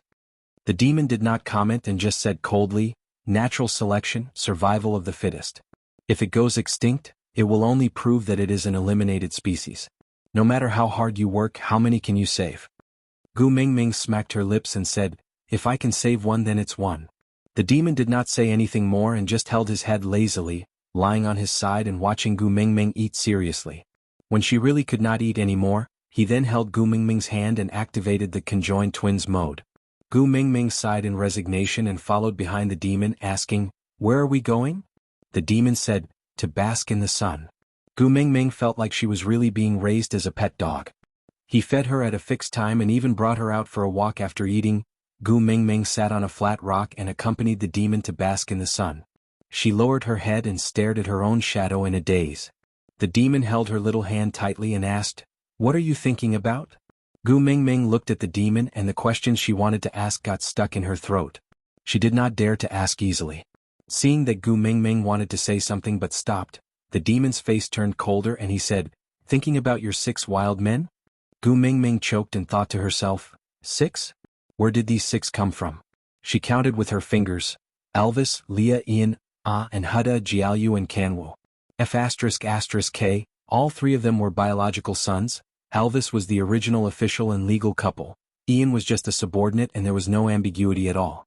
If they were to talk about wild men, Leah would be the only one. Gu Mingming was indignant, but she did not dare to rebuke the demon openly, so she could only mutter softly, he's not a wild man. The demon flipped himself over and rode on Gu Mingming's back, pressing the top of Gu Mingming's head with one hand and holding her chin with the other. He squinted his eyes and exuded a dangerous aura, saying, the males around you, other than me, are all wild men. Gu Mingming was indignant. You're not even my man, what right do you have to say that? The demon pinched Gu Mingming's face and covered her lips with his. He just stuck there and did not take any further action. After a long while, he slowly released her and said, now you are. Chapter 533. Displeased, the demon looked at Gu Mingming coldly and said, all right, then I will first kill that wolf on your collarbone, then that fox, then that bird, and finally swallow those 3 little ones in one mouthful. Gu Mingming looked at Gu Mingming coldly. Gu Mingming felt a chill down her spine and she slapped the ground and stood up, saying, if you dare to touch a single strand of hair on my hubby and children, I will fight you to the death. The demon sneered in disdain and said, even the 6 of them together can't beat me, and you, fight me to the death? Gu Mingming was so angry that tears kept flowing down her face. She bit her lower lip and said, let me tell you, unless I die. Otherwise, no one can even think of hurting my hubby and children. The demon's eyes turned cold and he said, are you threatening me? Gu Mingming was stunned and nodded, yes, I am threatening you, so what? The demon stood up and approached Gu Mingming step by step. He watched as she staggered backwards until she had nowhere to retreat and stared at him with widened eyes. He squinted his eyes dangerously and his pupils were vertical. Gu Mingming could even see his poisonous fangs secreting venom in his mouth, and it was obvious that he was angry. She made up her mind. So what if I die? She straightened her neck and puffed out her chest, saying, anyway, if anything happens to my hubby and children, I don't want to live anymore. Why don't you just kill me directly so that I won't feel as if my heart is being fried? The demon's brows were tightly knitted together, as if he was hesitating whether he should just fulfill Gu Mingming's request and kill her. His long and cold fingers caressed Gu Mingming's jawbone. After a long time he finally spoke, snake? Gu Mingming's hair stood on end and she stared at the demon for a long time without reacting. The demon glanced at Gu Mingming impatiently and said, stay in the Snake King Valley with me and I will spare your wild men from death. Gu Mingming glared angrily and said, I already said they are not wild men. The demon laughed coldly and said, do you want me to be a mistress? Gu Mingming said, I have nothing to do with you, all right? The demon's face was gloomy and his gaze was cold as he said, you slept with me and you still say you have nothing to do with me? Gu Mingming almost bit her own tongue. She suddenly felt that she could not explain herself. She scratched her head and said, who slept with you? At most, we're just kidnappers and hostages, okay? Give me back my husband and son and we'll leave immediately. The evildoer's pupils became vertical lines. It was clear that he was extremely angry. He said darkly, if you dare leave I'll kill them right now. Gu Mingming sat on the ground shamelessly and kicked her legs, asking, then what exactly do you want? The evildoer moved his jaw as if he was suppressing the anger in his heart and said, you stay with me. I'll release your wild man and save your son. Gu Mingming looked up and asked, you have a way to save my son? The evildoer sneered and said, Is there any poison in this world that I cannot cure? Gu Mingming jumped up from the ground and grabbed the demon's arm tightly with both hands. Then please save them. They are still children and have been unconscious for a long time. If we delay any longer. The evildoer was not moved and only said coldly, I'll save them, you stay. Gu Mingming bit her lower lip. Using her little life in exchange for the safety of her 4 sons was always worth it. Chapter 534. The demon stretched out his hand with his palm facing upwards, gesturing for Gu Mingming to hand over her little hand. Gu Mingming had no choice but to give herself a line of, hold me up, before obediently placing her little hand into the demon's hand. The demon was finally satisfied and his pupils gradually returned to normal. He looked down at Gu Mingming and said, Snake my name? Gu Mingming replied, Oh. Snake was displeased and said, My name is not, Oh. Gu Mingming put on a fake smile and said, Great King Snake, I wish you happiness as boundless as the East Sea and longevity as everlasting as the South Mountain. The corners of Snake's lips curled up slightly and he said, Say it again. Gu Mingming called out, Snake, repeatedly for half an hour like a repeater before she finally managed to please this master. He happily pulled Gu Mingming into his arms and said, I am a man of my word. I will bring you to meet your wild men and let you personally confirm that I let them go. You are willing to let me meet them? Gu Mingming's eyes were as bright as a deer's and she could not suppress her smile. She looked as if she was glowing. Snake was dazzled by Gu Mingming's smile and felt a little jealous. He turned his face away coldly and said, Stop smiling, you're so ugly. Gu Mingming covered her mouth with her hand and nodded in agreement. I won't smile, I'm really ugly. Snake brought Gu Mingming around half of the valley and arrived at the entrance of a cave. Groups of colorful snakes crawled all over the ground outside the cave. Not to mention a place to land, even a mosquito would not be able to find a place to land. Gu Mingming had a natural fear of snakes and she had goosebumps all over her body. She instinctively hid in Snake's arms and this small action pleased Snake. He did not say a word and did not slow down. He just walked straight ahead. The groups of snakes automatically opened up a path for Snake to pass through. After he passed through, they closed up again and sealed off the path of retreat. After entering the cave, Snake placed Gu Mingming on the ground. But he refused to let go and just held onto her little hand tightly. Gu Mingming immediately saw Elvis and Leah, who were lying unconscious on the ground, as well as Ian, who had been thrown to the side and could not return to his human form. Hubby. Leah? In? Gu Mingming wanted to run over to check on their injuries, but Snake held her hand tightly and did not allow her to go over. Gu Mingming turned back to look at Snake. You promised to let them off. Snake raised his head and said, If you care too much about them, it will make me want to go back on my word. Gu Mingming froze on the spot and shook her head. I don't care at all. Don't go back on your word. Hurry up and save them. Snake's face darkened. He pulled Gu Mingming into his arms and locked her tightly. He pulled her little face towards his chest and then transformed his lower body into a snake beast. He raised the scales on his snake tail and made a small cut on Elvis, Leah and Ian's bodies. He then retracted his tail and transformed back to his human form before releasing Gu Mingming slightly. She could turn around to look at the 3 of them, but she was still unable to leave his arms. Elvis frowned and let out a soft sound. Gu Mingming was overjoyed and shouted, Hubby, hubby! Chapter 535. This weak call almost made Gu Mingming cry. She instinctively wanted to pounce into Elvis's arms but was hugged tightly by Snake. A cold and emotionless voice rang beside her ear. To me it's easier to kill them than to save them. Gu Mingming did not dare to act rashly. She could only look at Elvis from a distance that was just a few steps away but could not be crossed. Hubby, how are you feeling now? Do you feel uncomfortable anywhere? Elvis forced himself to sit up and shook his head, trying to regain his composure as soon as possible. After panting heavily, Elvis then realized that Gu Mingming was in the arms of another stranger. Her little face was full of tears and it made one's heart ache. Elvis bared his teeth. He wanted to stand up and attack Snake to snatch Gu Mingming back. But Snake snickered and swung his snake tail to sweep Elvis away. Elvis was like a broken doll that was thrown against the wall. Then his whole body fell down. A huge hole was smashed into the wall.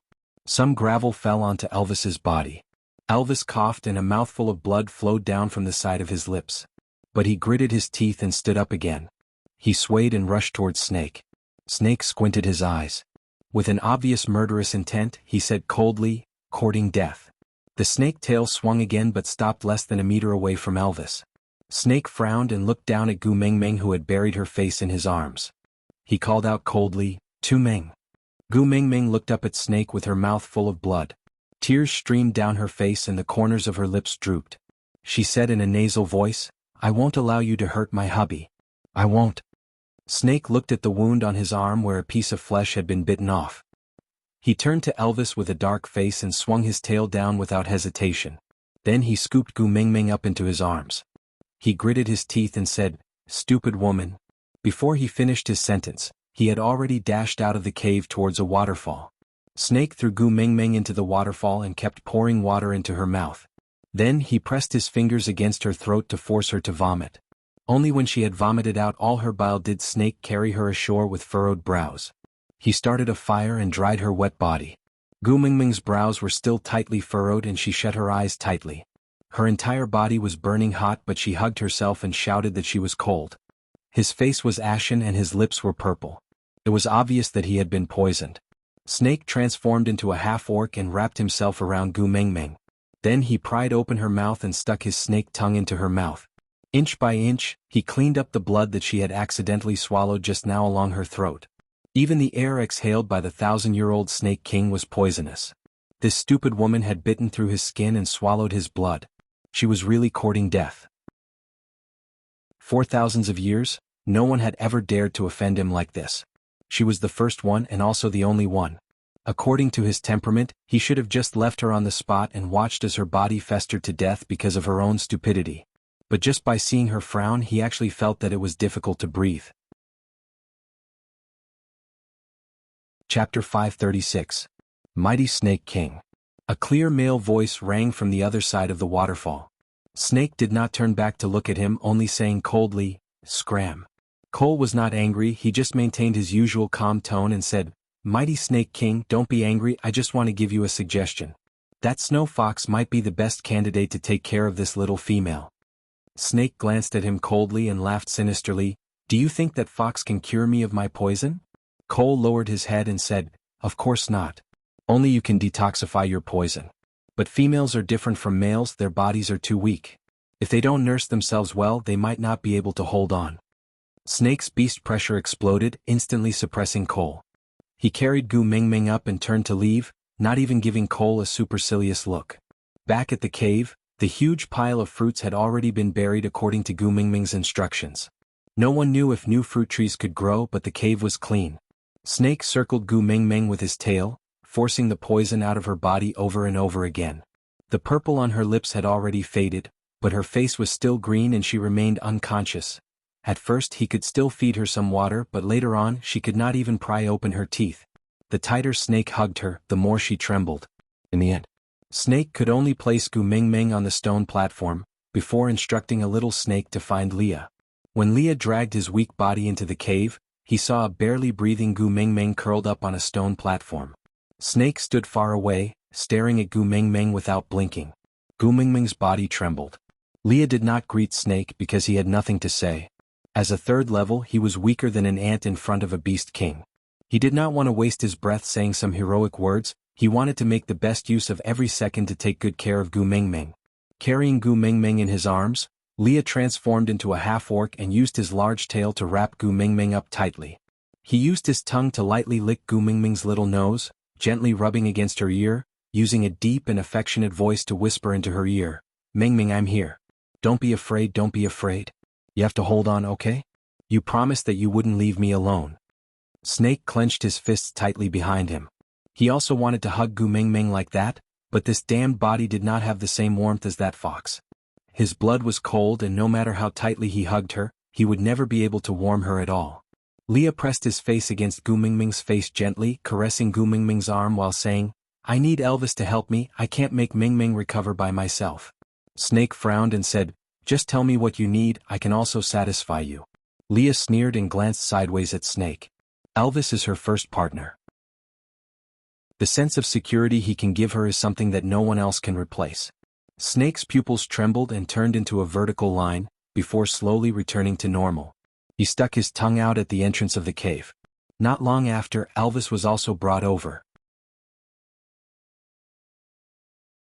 Chapter 537. Elvis furrowed his brows tightly and hugged Gu Mingming in his arms, whispering softly, "Xiaoming, I'm here, I'm here."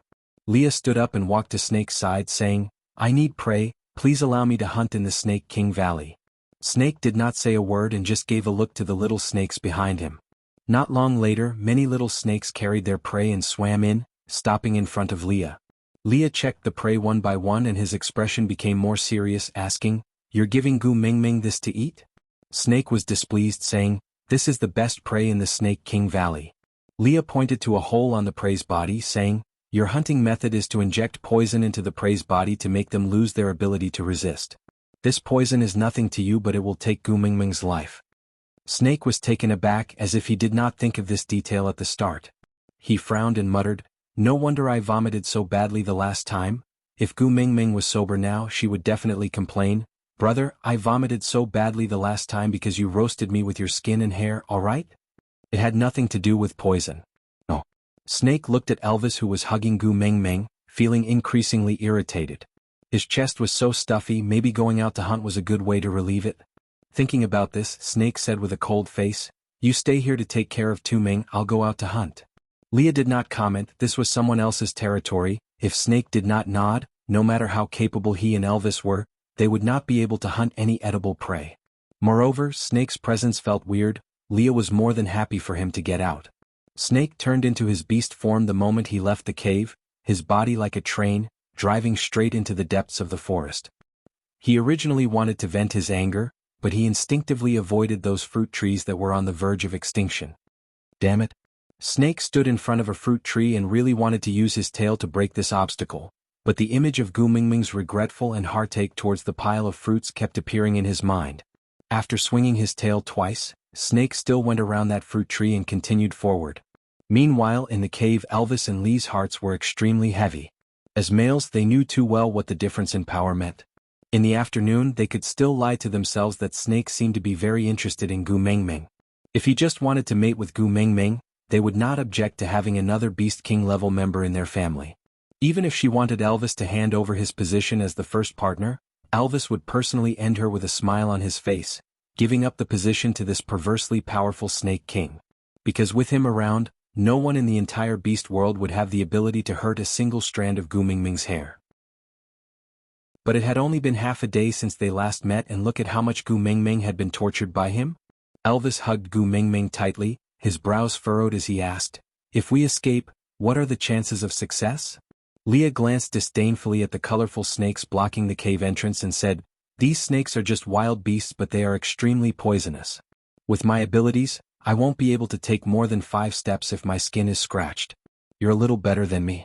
You can probably run 10 steps. Chapter 538. It's no use. Leah patted Elvis's shoulder and signaled him to retract his beast pressure. They are snakes that have been following Snake around all year round and are long used to the Beast King's coercion. Our normal coercion is completely useless in front of them. Elvis remained silent. Seeing how weak Gu Mingming was, his heart ached to the extreme. He could only ask in a low voice, "Then what do we do now? I'm afraid Xiaoming can't hold on." Leah caressed Gu Mingming's little face gently. He then looked at Elvis and asked, "How's your stamina now?" Elvis looked at Leah from the corner of his eyes, waiting for him to continue. Leah said, "The poison has caused the blood in Xiaoming's body to start coagulating. You have to let Mingming's blood flow so that the antidote Snake placed in her body can take effect. But you were just beaten up by Snake. Can you still hold on?" Elvis clenched his teeth and smiled bitterly. "Even if I can't just let Xiaoming die like this." Leah pursed his lips and said, "If you really can't hold on, I can do it." Elvis stared at Leah for a moment and smiled. "I won't let Xiaoming mate with you against her own will." Leah nodded. "Then I'll stand guard at the side. Hurry up and finish it before Snake returns in case he goes crazy and hurts Gu Mingming." Elvis nodded and carried Gu Mingming to the deepest part of the cave. He removed his beast skin dress and laid it under Gu Mingming's body. He then gently removed her dress and kissed her fragrant shoulder. He whispered into her ear, "Xiaoming, do you know? I love to see you become emotional because of me. So, if you can do it, respond to me, alright? Compared to this quietness, I love it even more when you hug my neck and say you love me." Elvis's kiss traveled up Gu Mingming's collarbone and finally covered both of her lips. His nimble tongue forcefully pried open her tightly clenched teeth. Before he could conquer her territory, his mouth was filled with the taste of blood. Elvis groaned in pain but refused to retract his tongue. He sucked on Gu Mingming's lips and used his blood to nourish her body. It had only been 2 days, but Gu Mingming had obviously lost so much weight. Snake must not have taken good care of her, she probably had not eaten anything these few days. The blood of a level 5 beast was very nutritious. If he could help Xiaoming regain some of her strength, even if his tongue was bitten off and he bled to death, so what? Elvis caressed Gu Mingming's arm with his big hands, trying his best to help her circulate blood. His big tail swept Gu Mingming's legs, trying his best to take care of every part of her body. But even so, Gu Mingming did not respond at all. She just laid there quietly like a porcelain doll that had lost her soul. She shut her eyes tightly, frowned, and her teeth chattered. Elvis turned all his energy into love and gave it all to Gu Mingming. Then he suddenly lost all his energy like a toy whose battery had been depleted.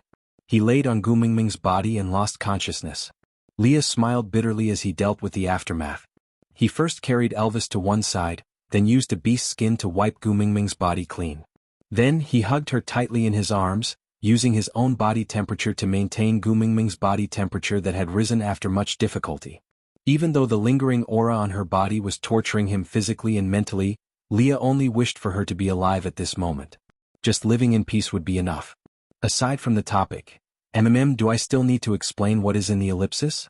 Come, verify the group number, 4927797273. Chapter 539.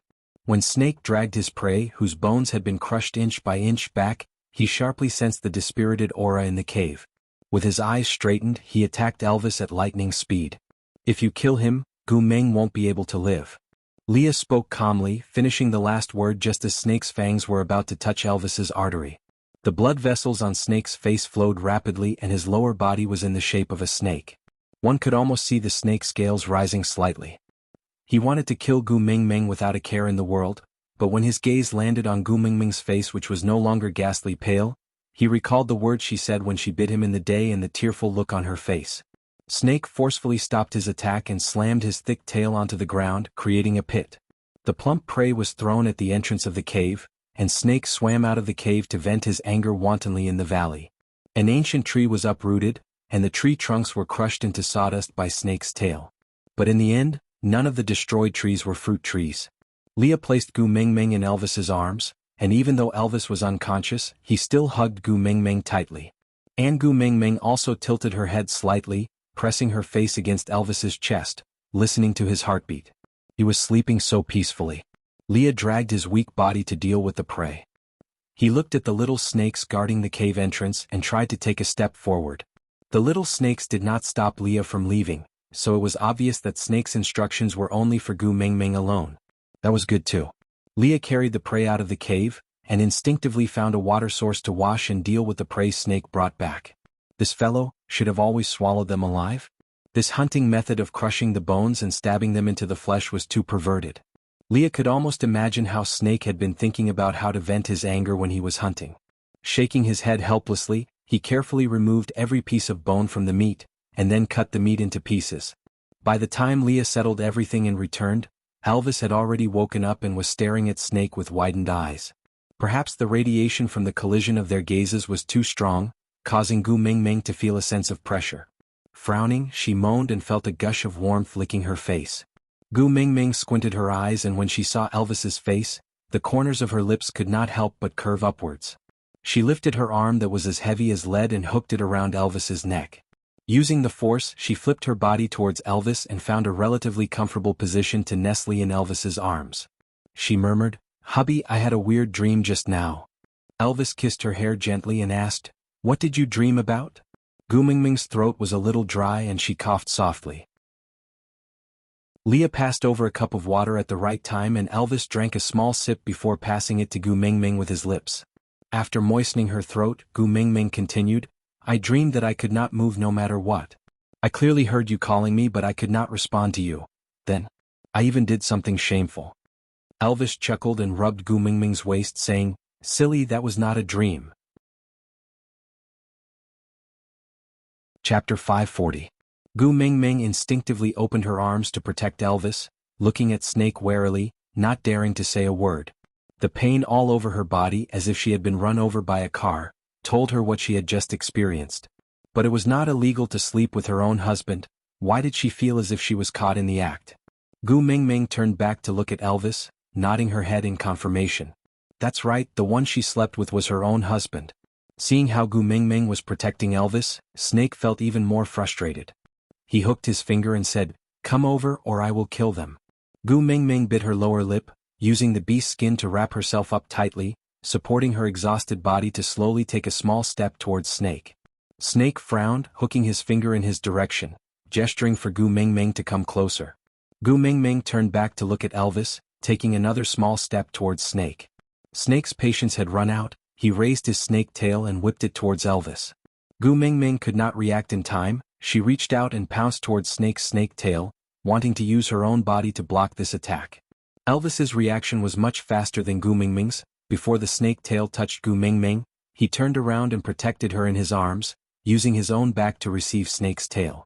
Snake himself was also shocked by Gu Mingming. He held back much of his strength. If not, this whip would have directly split Elvis into two. Elvis spat out a mouthful of blood. Gu Mingming was so anxious that she cried, holding on to Elvis tightly, shouting, "Leah, Leah, quickly come and look at Elvis." Leah walked forward, pulled Elvis out from Gu Mingming's arms and placed him at the side, then held onto Gu Mingming's shoulders with both hands. Looking straight into her eyes, he said calmly, "Don't do such things in the future, understand?" Gu Mingming had no idea what Leah was talking about. She just wanted Leah to quickly treat Elvis, so she nodded perfunctorily, I know.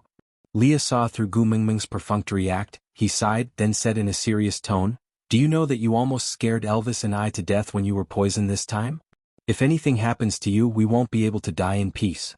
If we still have any weight in your heart, promise me that you will prioritize your own safety under any circumstances. As long as you're fine, the two of us can definitely pull through. Do not expose yourself to danger for anyone. Do you understand?" Elvis clutched his chest as he looked at Gu Mingming. His gaze was clearly the same as Lee's. Only on this point he would not indulge Gu Mingming.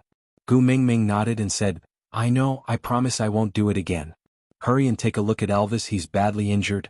Leah then released his grip and turned around to check on Elvis's injuries. Elvis gave her a reassuring smile, wanting her to believe that he was fine and that he was fine. However, his body was badly mutilated and his face was ashen. With a single glance, one could see that he was weak and fragile. How could a smile be able to deceive the world? Snake's snake tail was trembling as he resisted the urge to attack. Narrowing his eyes, he used his tail to wrap Gu Mingming up and swam out of the cave. The night sky was as dark as ink, thick and heavy, but it could not conceal the fierce anger emanating from Snake's body. Gu Mingming felt as if she could see black smoke billowing from Snake's body. Digression, it's time to say goodbye to my babies again. Chapter 541. Where are we going? Gu Mingming asked timidly. Snake stopped in his tracks but did not turn back to look at Gu Mingming. To where? He had not thought about it either. He just did not want to see Gu Mingming and Elvis being so lovey-dovey in the cave again, so he brought Gu Mingming out before he killed Elvis. Snake, about biting you in the day today. I'm sorry, I apologize. Gu Mingming decided to be a good girl who was brave enough to admit her mistakes. Seeing Snake's back stiffen, she shivered and immediately tried to excuse herself. But that was because you hurt my hubby first, so I bit you in a moment of desperation. As the saying goes, the one who provoked me first is cheap. You are also half responsible for this. Snake took a deep breath, turned his head and said with a black face, "Don't ever mention your wild men in front of me again, or else I have 10,000 ways to make you watch me tear them apart, and you won't even be able to hurt yourself." Gu Mingming knew that Snake definitely had that kind of ability. Elvis might be strong outside, but in front of a pervert like Snake, the difference in their abilities was too great. Even someone like Gu Mingming, who did not really understand what the hierarchy meant, could tell that this was like a WDO wrestler beating up a primary school student. I won't mention, then don't be angry." Snake's face was cold as he stretched out a hand, palm facing upwards. Taming. Gu Mingming reflexively placed her hand in his palm, then smiled bitterly. She was just like a domesticated pet dog. Snake held Gu Mingming's little hand, then his emotions calmed down. He slowly kept his snake tail and transformed back into his human form, pulling Gu Mingming into his arms, hugging her before letting go. Gu Mingming felt a little awkward. She pointed at Snake's arm and asked, Does the wound still hurt? Snake looked down at the wound that had already healed completely and frowned. How did it heal so quickly? If it had not healed, would she also look at him with the same gaze she used to look at Elvis's wound? Snake thought for a moment, then placed his hand by his mouth, sticking out his poisonous fangs and biting down. What are you doing? Gu Mingming was shocked and reached out to grab Snake's arm. But Snake dodged backwards and said with a cold face, My blood is poisonous, you can't touch it. Gu Mingming retracted her hand awkwardly and took a small step back. She stretched her neck and pointed at Snake's arm. Your teeth are poisonous too, right? Snake nodded and said, Deadly poison. Gu Mingming thought for a while and asked, So is your teeth more poisonous or your blood more poisonous? But, if you show symptoms of being poisoned, which poison should I detoxify first? Do you have the antidote? Give it to me in advance. Snake was stunned for a moment before he suddenly laughed. Are you an idiot? How did I get poisoned by myself? Gu Mingming stared at Snake in a daze and smiled. Isn't this great? He looked good when he smiled. Why did you have to keep a straight face all day long as if someone owed you $8 million? Why bother? Snake was stunned by Gu Mingming's words. He reached out to touch the corner of his lips. He was actually, really smiling. Nice to look at? Snake asked carefully. Chapter 542. When Snake brought Gu Mingming back to the cave, Elvis and Leah had already disappeared. Gu Mingming wanted to ask, but she did not dare to open her mouth when she saw Snake's "If you dare to ask, I will kill them immediately" expression. But looking at the roasted meat that was crispy on the outside and tender on the inside, Gu Mingming felt much more at ease. Other than Leah, no one else could roast meat of this standard. He still had the mood to roast meat, which meant that he and Elvis were at least safe. With this understanding, Gu Mingming felt much more relaxed. Once she relaxed, Gu Mingming also started to feel hungry. After all, she had only eaten a little fruit for the past 2 to 3 days. Gu Mingming squatted beside the roasted meat, looked at Snake and asked, Is this for me?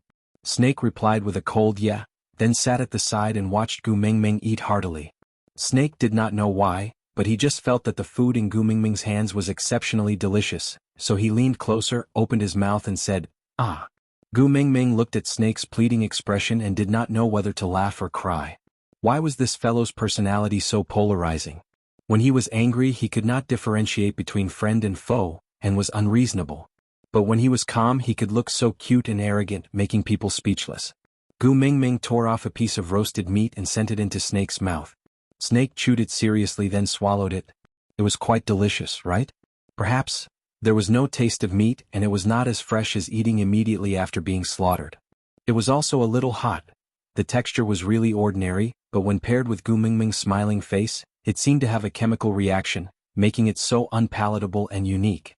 Gu Mingming stared at Snake's face for a long time, but could not tell whether he liked it or not. Or did he not like it? Do you still want more? Gu Mingming asked. Snake shook his head and said, You eat, I will watch you eat. Gu Mingming did not stand on ceremony with him. This was prepared by Leah for her. Gu Mingming's mood improved as she ate the roasted meat in big mouthfuls. After Gu Mingming was full, Snake sat beside her and asked, Are you afraid of snakes? Gu Mingming nodded her head honestly and said, I'm not afraid of many animals, but snakes are definitely at the king level. When I went to the zoo, there was a picture of a huge python with a human. As long as I saw it, I would run away and not dare to challenge it. Just the thought of a snake touching me makes my whole body uncomfortable. Hey, look, even my hair is standing on end. Snake looked at the hairs on Gu Mingming's arms that were standing up straight, and he was a little disappointed. Wolves are also very ferocious animals. Why don't I see you being afraid? Gu Mingming smiled. Who says I'm not afraid? You don't even know how scared I was the first time I saw Elvis's original body. I almost fainted. For a very long time, I always felt that Elvis and Leah were keeping me as a reserve food and would eat me anytime. Upon hearing Gu Mingming's words, Snake felt much better. In the future, will you slowly stop being afraid of snakes? Snake asked. Gu Mingming thought for a while and shook her head. Not sure, I am really, not afraid of snakes. Snake frowned and asked, Are you afraid of me? Gu Mingming did not answer but asked back, Do you want me to be afraid of you? Snake remained silent for a long time and did not reply. He just looked at Gu Mingming quietly. Aside from the topic. Chapter 543. Gu Mingming felt pressured by Snake's stare. She smacked her lips and sorted out her words before saying, "Actually, you are quite nice when you are not angry. Although you are a little awkward, you are not hard to get along with. But when you are angry, tsk, you are definitely possessed by a demon king. It is too scary." Snake looked at Gu Mingming and suddenly smiled. "It is good that you know to be afraid. Don't provoke me in the future." Gu Mingming cupped her fists and said, "All right, mighty king." Snake was amused by her comical look, and the lump of stuffy air in his chest slowly dissipated. He cleared his throat and asked, "Do you feel uncomfortable anywhere else?" Gu Mingming seriously felt around and said, "I just feel that I do not have much strength. Everything else is fine." Snake said, "You were the one who bit me, but you still had to ask me to save you? Why are you so useless?" Gu Mingming was speechless.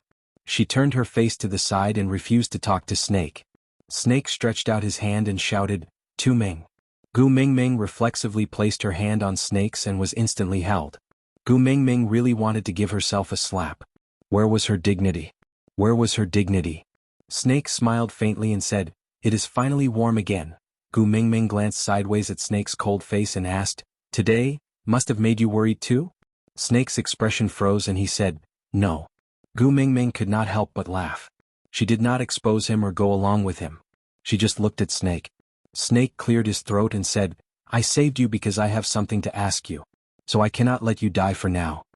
Gu Mingming nodded and said, "What do you want to ask?" Snake was silent for a moment before he slowly opened his mouth and said, "I want to know that world of yours, what is it like?" Gu Mingming was taken aback. She asked tentatively, "You mean, the world of the beast deity?" Snake shook his head and said, "I know that you are not from the beast world but another independent world. The people there do not know how to transform and know many strange things. But their physiques are extremely weak. Not to mention orcs, even ordinary wild beasts can easily kill them." Gu Mingming's expression gradually lost control as she looked at Snake with a heated gaze. How did you know?" Snake looked back at Gu Mingming and said, "My mother beast is the previous messenger of the beast deity." Cough, cough, cough. Gu Mingming choked and coughed until her face turned red and she could not say a word. "Your mother is a joker but you're a freakishly strong tsundere? This gene had mutated, right? Wasn't the difference too big?" "Tu Ming?" Snake's expression was rather solemn. He wanted to pat Gu Mingming's back to soothe her breathing, but he realized that the spot where he had bitten himself was still bleeding. He retracted his hand forcefully and could only watch as Gu Mingming coughed like a dog in front of him. "Wait a minute." Gu Mingming finally stopped coughing and turned to look at Snake. "The previous messenger of the beast deity is your mother, so, leader, how old are you this year?" Snake cleared his throat and said evasively, "About, over 1,000 years old." Chapter 544. Snake used his uninjured hand to hold onto Gu Mingming's little hand that was poking his face. He gestured for her to sit properly and said, "I have never seen my mother before. When she died, I was still an egg. All my memories of my mother originated from my father's inherited memories. I don't know if it is because of my father's memories. I am very curious about her." Gu Mingming was taken aback. She said with a face full of shock, "Don't tell me you mistook your father's feelings for your mother as your feelings for your mother?" Gu Mingming was surprised that her tongue did not get knotted after she finished her sentence like a tongue twister. Snake looked at Gu Mingming. After a long while, he shook his head and said, "I didn't know in the past. But now I know that there is a difference between curiosity and liking someone." Gu Mingming sat beside Snake and patted him on the shoulder. "Yeah, you must have the right values. You must have the basic ethics." Snake nodded. Gu Mingming sat beside Snake and patted his shoulder.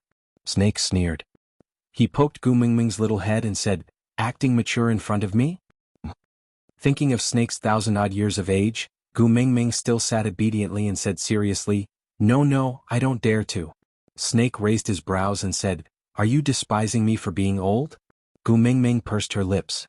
She could not hold back her laughter and said, Sorry, I have never seen a demon who has lived for more than 1,000 years. I'm too excited, let me laugh for a while." Seeing Gu Mingming squatting at the side and laughing like a dog, the corners of Snake's lips curled up unknowingly. He just quietly watched her laugh like a fool. When she was tired of laughing, she leaned against the stone platform and looked up at Snake. She said, "Sorry, I have laughed enough. Let me laugh for a while more." Snake was not angry. He just quietly watched Gu Mingming laugh until she could not make a sound. When she was laughing so hard that she couldn't make a sound, he poked her head and said, "Stop laughing or I'll eat you up." Gu Mingming tried to hold back her laughter. She calmed herself down and said, "Your face does not look more than 20 years old. It is really too deceptive." So I could not hold it in and laughed a little exaggeratedly. "Old man, please forgive me." Snake raised his eyebrows, gritted his teeth and repeated, "Elder?" Gu Mingming felt a chill down her spine. She smiled apologetically and said, "Leader, I was wrong. I am an old lady, I am an old lady." Snake pinched her little face and did not argue with her. He only said quietly, "I really want to know what those things in my memory are like. That's why I once traveled around the beast world but couldn't find a female like her. Later on, I forgot how I came to this place and unknowingly I had stayed here for a very long time. Then this place was called the Snake King Valley. There was obviously no one who could stop me, but I could not even take a step out of this place." Gu Mingming listened attentively to Snake's words and waited for him to finish before asking, "You joined forces with Cole because you were curious about your mother?" Snake was displeased as he raised his head and said, "It's not an alliance, he's the one presenting me a treasure." Gu Mingming pointed at her own nose and said, "The treasure he offered is me?" Snake nodded and said, "He said he would bring the new messenger of the beast deity to me and present her to me. I accepted, that's all." Chapter 545. "Would you believe me if I said it had nothing to do with me?" Snake asked instead of answering. Gu Mingming nodded and said, "As long as you say it, I will believe you." Snake asked, "Why?" Gu Mingming smiled faintly and said, "With your abilities, you don't have to go through so much trouble to catch me. Even if you don't use the little wolves to threaten me, I have nowhere to escape to." Snake curled his lips and raised his brows. "Since you already know, why are you still asking?" Gu Mingming shrugged and said, "No matter what, you have to give people a chance to explain themselves." Snake did not say anything and just looked at Gu Mingming quietly. After a long silence he said, "It's not me." Gu Mingming smiled and nodded, saying, "Then I have no more questions. What do you want to know about that world? I can tell you everything I know." Snake thought about it but shook his head. Gu Mingming was confused. "Aren't you very curious about the world your mother originally lived in?" Snake looked down at his and Gu Mingming's shadows under the moonlight and remained silent for a moment before saying, "I used to be very curious, but I don't know when it started. I only remember that I was very curious, but I can't even remember what I was curious about." Gu Mingming thought about it and agreed. It had been over 1,000 years, any kind of curiosity should have been washed away in the face of such a long time. Using her shoulder to bump Snake, Gu Mingming said, "Your mother is super funny, do you know that?" Snake looked at Gu Mingming's sparkling eyes and shook his head lightly, saying, "In my memory she was very serious, very dignified and always looked like she was out of reach. Even when there were no outsiders around, she would always have a lot on her mind. Even my beast father did not know what she was thinking about. As far as I can remember, she has never smiled like this before, nor has she ever cried as freely as you do. She never let others know what she cared about, what she liked or hated. She was completely different from you." Gu Mingming looked at Snake with a "whoever believes you is an idiot" expression and said, "You mean to say that your mother is the one who walks the cold and aloof path, while I am the snail running on the joking path, right?" Snake nodded his head slowly with a sincere expression. Gu Mingming slapped her thighs and jumped up. She had wanted to stand opposite Snake, but her little hand was still in his grasp and she could not pull it out. As a result, this jump almost caused her to fall. Snake instinctively reached out to catch her, but realized that the wound on his arm had not healed completely, so he could only forcefully retract his outstretched hand. Then he used all his strength to pull her little hand back into his arms in a parabola. Gu Mingming only felt her vision blur, and by the time she stabilized herself, she was already lying on Snake's chest. She raised her little face and blinked her eyes at Snake's green eyes that were inches away from hers. Clearing her throat, she said, "All right, I am a joker." Snake smiled faintly and placed Gu Mingming in his arms. "Sit down and talk. Don't move." Gu Mingming shifted her butt and said, I can just sit at the side and talk." Snake retracted his arm and held Gu Mingming tightly. "It's safest in my arms. You won't get hurt." Gu Mingming sighed and accepted her fate helplessly. Who asked her to almost fall flat on her face when she tried to stand up just now? Passive to passive. Chapter 546. Your mother is the messenger of the beast deity and I am also the messenger of the beast deity, so we are colleagues. Shouldn't you call me auntie? Gu Mingming put on the kind smile of an old auntie and said, Come, call me Auntie Mingming. Snake looked at Gu Mingming as if he was looking at an idiot and said, The so-called messenger of the beast deity is just someone who transmigrated from another world to complete a certain mission. You and my mother beast are probably not that close. As Snake said, he pinched Gu Mingming's chin and squinted his eyes, saying with a faint smile, Moreover, I'm over 1,000 years old. Do you dare to agree to call you auntie? Gu Mingming pouted and said, Forget it, the cost of being your auntie is too high. You are old, so you are right. Don't take advantage of your seniority, please continue. Snake sneered and released Gu Mingming's chin. He rested his head on Gu Mingming's shoulder and his gaze landed on the mating mark on her collarbone. Tell me, how did you transmigrate? Snake asked nonchalantly. Gu Mingming felt even more aggrieved when she mentioned this and said indignantly, I also want to know why I transmigrated? Moreover, your mother at least brought along 300 poems of the Tang dynasty and a ballpoint pen when she transmigrated. I only wore a damn bikini. If a messenger of the beast deity really descends after 1,000 years, she will definitely think that I am more of a joke than your mother. Bikini? Snake raised his eyes and asked, emphasizing the main point. Gu Mingming nodded perfunctorily and said, Yeah, it's the clothes I wear when I swim. I originally wanted to confess to my heartthrob senior. TSK, this is even more troublesome. I said it the last time and Elvis and Leah are still trying to find out about senior from time to time. I feel like I had an affair but I clearly didn't do anything, yet I can't explain it clearly. Sobs, sobs, sobs. I feel bitter in my heart but I won't say it, won't say it. Snake laughed and said, But you have already said it. Gu Mingming rolled her eyes at Snake and did not continue the conversation. She changed the topic and continued discussing your mother. Do you know your mother is too talented? Using a book of 300 poems of the Tang dynasty to deceive the Sauter tribe for over 1,000 years, that Cole, when he was verifying my identity previously, the secret code was hoeing rice at noon. Tisk, shouldn't you be a little more formal when you want to verify the password? Something like, the heavenly king covers the earth tiger, or the pagoda suppresses the river demon, or something. At the very least, it should be open sesame, right? How could it be hoeing in the middle of the day? I think you're definitely not close to your mother. What do you mean by aloof, or dignified? It must be a misunderstanding. Snake nodded and said, I have never met her before. Gu Mingming pursed her lips and looked at Snake apologetically. I'm sorry, it was a slip of the tongue. I didn't mean to make you sad. Snake tilted his head and looked at Gu Mingming's bright eyes, asking, I'm sad? What? Gu Mingming blinked her eyes, not knowing how to answer the question. She thought to herself, Your mother has been dead for 1,000 years. Isn't it too late for me to say I'm sorry for her?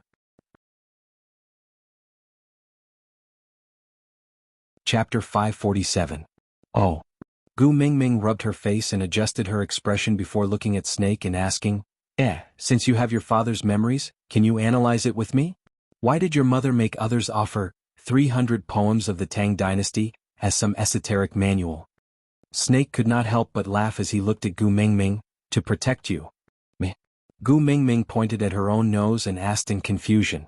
Snake nodded his head and continued, The so-called messengers of the beast deity are mostly smart but not powerful enough.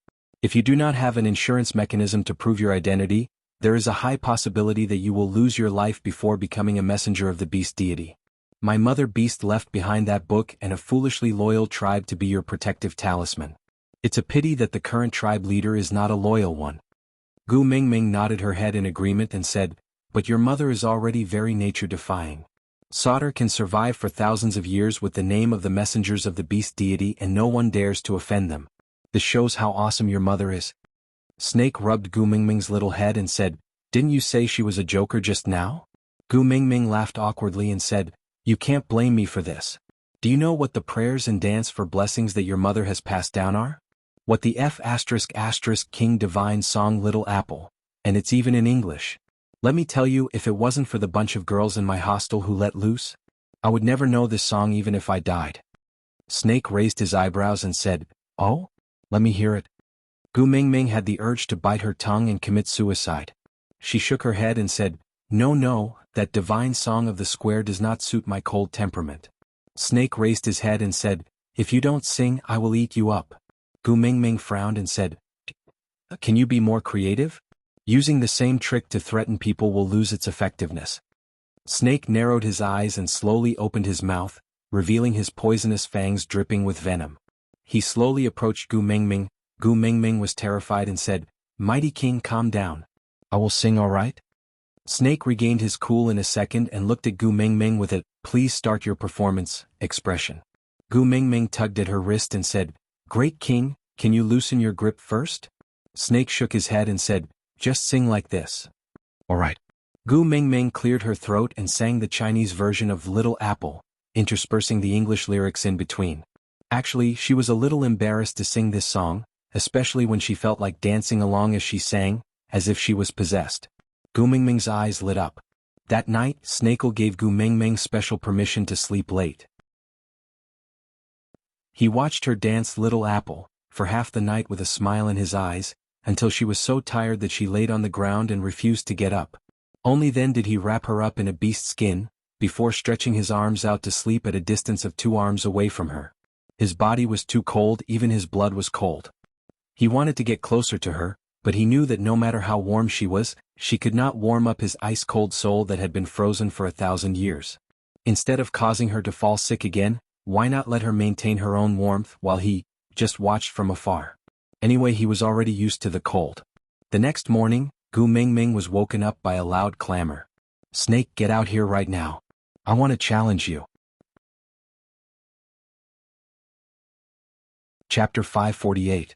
Snake tugged at Gu Mingming's hand that was rubbing her eyes and leaned forward.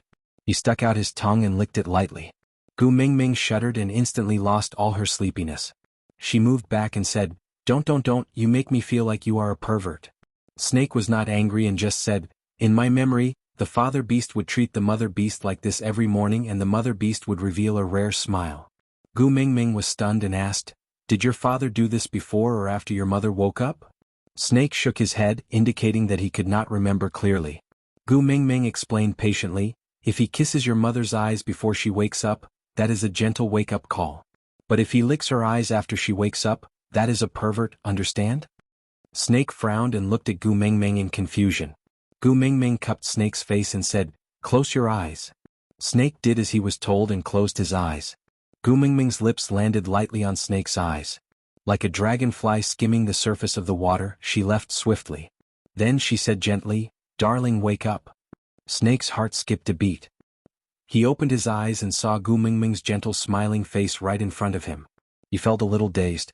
She clearly could not have known the scene at that time, but Snake had a feeling that Gu Mingming's version was the correct way his parents interacted. He could not say a word and could only stare at Gu Mingming in a daze. Gu Mingming chuckled and backed away. She said, "Hey, this is the correct way to wake up a husband and wife. Eating eye wax or something, that is too unconventional." Snake nodded and did not say a word. He only felt his throat tightening and something in his chest could not be controlled. Irritated, this feeling was irritated, right? He really wanted to grind something to vent the energy that was rampaging around in his body. What should he grind? Gu Mingming was not a good choice. She was too weak and could not be pieced back together if he did not control it well. "Snake, don't think that I don't know you are inside. If you don't come out, I will go in." The clamor at the door continued. Snake's eyes widened and his lips curled into an evil smile. "Oh, just grind him to pieces." Gu Mingming's hand was still held in Snake's palm, so she could only passively follow him as he walked out. The moment she exited the cave, the sunlight was a little blinding. Gu Mingming squinted her eyes and reached out to block the sunlight. Snake noticed her discomfort and quickly carried her up, using his chest to provide her with some shade. He supported her little but with one hand and caressed the back of her head with the other, hugging Gu Mingming like a child.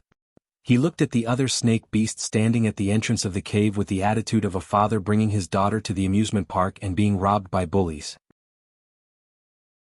He frowned and said impatiently, "You're so noisy." "Wait." The snake beast widened its eyes and pointed at Gu Mingming in Snake's arms as if he had seen a ghost. "Who is she? Tell me what's going on between the two of you."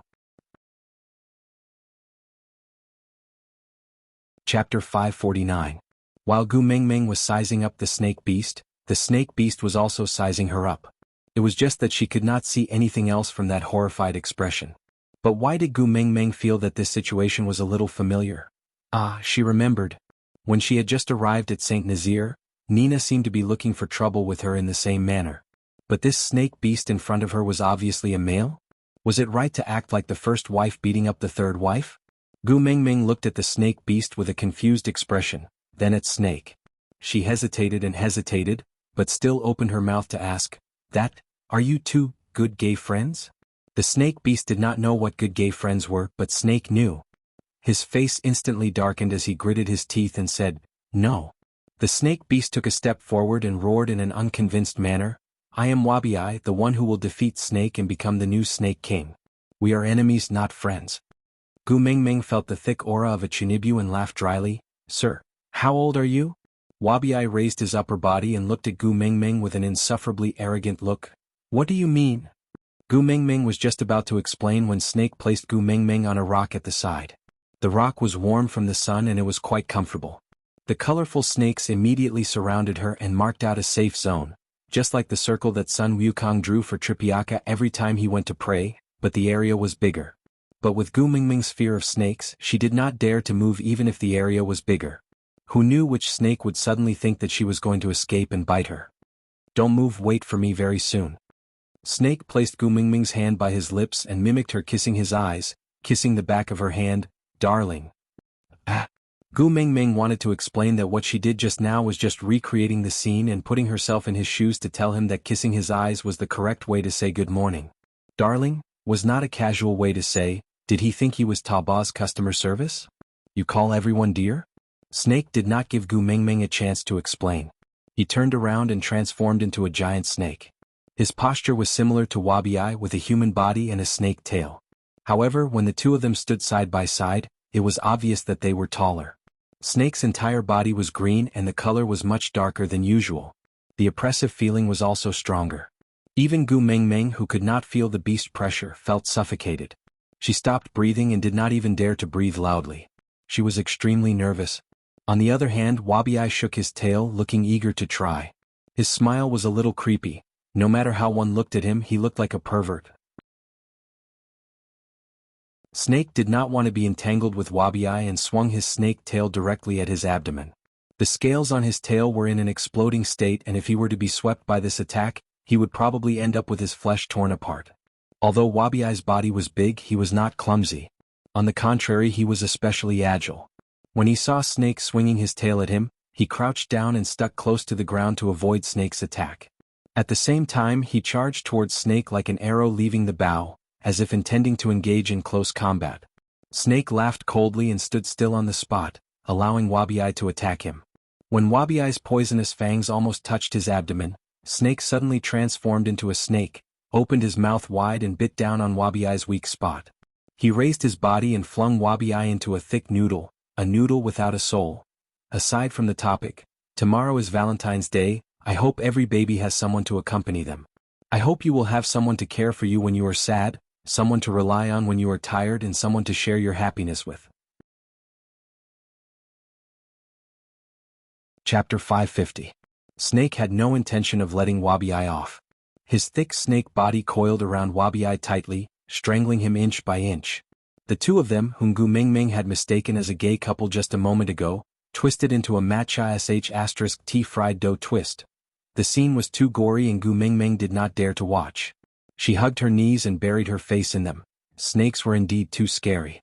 Not long after, a pair of cold hands lightly tapped Gu Mingming's arm and a cold voice rang above her head, Tu Ming. Gu Mingming looked up and the first thing she saw was a hand with its palm facing upwards, followed by Snake's devilish face. Gu Mingming hesitated for a moment and raised her tiny fist in midair, not daring to place it in Snake's hand. Snake raised his brows and said unhappily, Gu Mingming pouted and said, Did you wash your hands after grabbing sh*t just now? Snake was taken aback. He turned back to look at the bloody Wabi and suddenly searched his memory for a scene related to sh*t. Other animals sh*t seemed different from snakes. Snake felt as if he had suffered an internal injury. He felt that he might never be willing to accept Wabi's challenge again. Slowly retracting his hand, Snake sighed and said, Let's go. Gu Mingming did not move. She hugged her knees and sat on the spot. She looked at Snake and asked, Where to? Snake looked at his own hands silently and said, To wash my hands.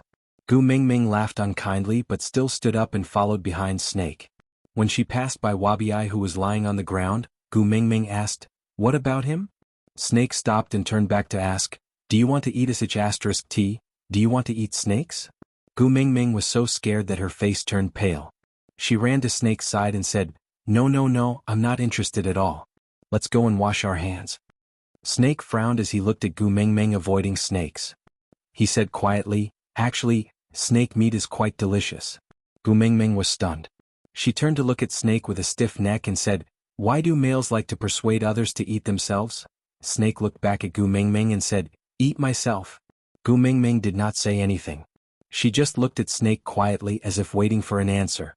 Snake shook his head and said, "There's nothing else in the Snake King Valley but there are plenty of snakes. It won't be too late to eat me after you finish eating them." Gu Mingming's gaze landed on Wabiai who was standing behind Snake. She twitched her mouth and shook her head, turning to run. No, I can't bring myself to do it." Snake also turned back to look at Wabiai and nodded. "Yeah, it is a little disgusting." The two of them chatted as they walked to the lakeside. Gu Mingming squatted down and scooped up a handful of water to wash her face. Then she retreated to a spot further away from the shore. Snake, on the other hand, was relaxed.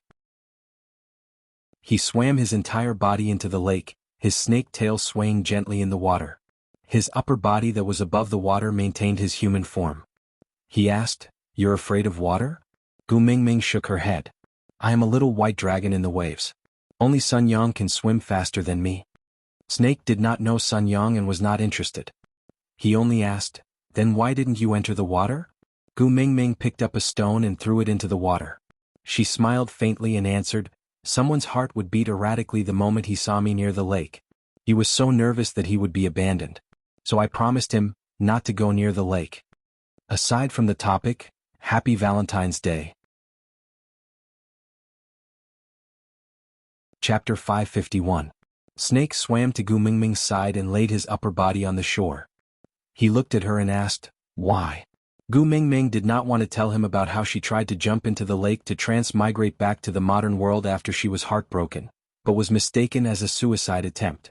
She just avoided the topic and said, "I transmigrated from the lake so he was afraid that I would be pulled back once I got close to the lake." Snake sneered and reached out his long arm to grab Gu Mingming's ankle.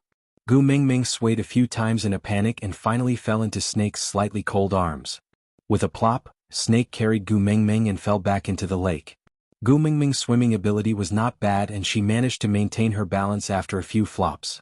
She glared at Snake and asked, "What are you doing?" Snake used his snake tail to lift Gu Mingming up gently. His ice-cold fingers brushed past Gu Mingming's face and tidied her wet hair. He said, "Tell that certain someone to stop worrying.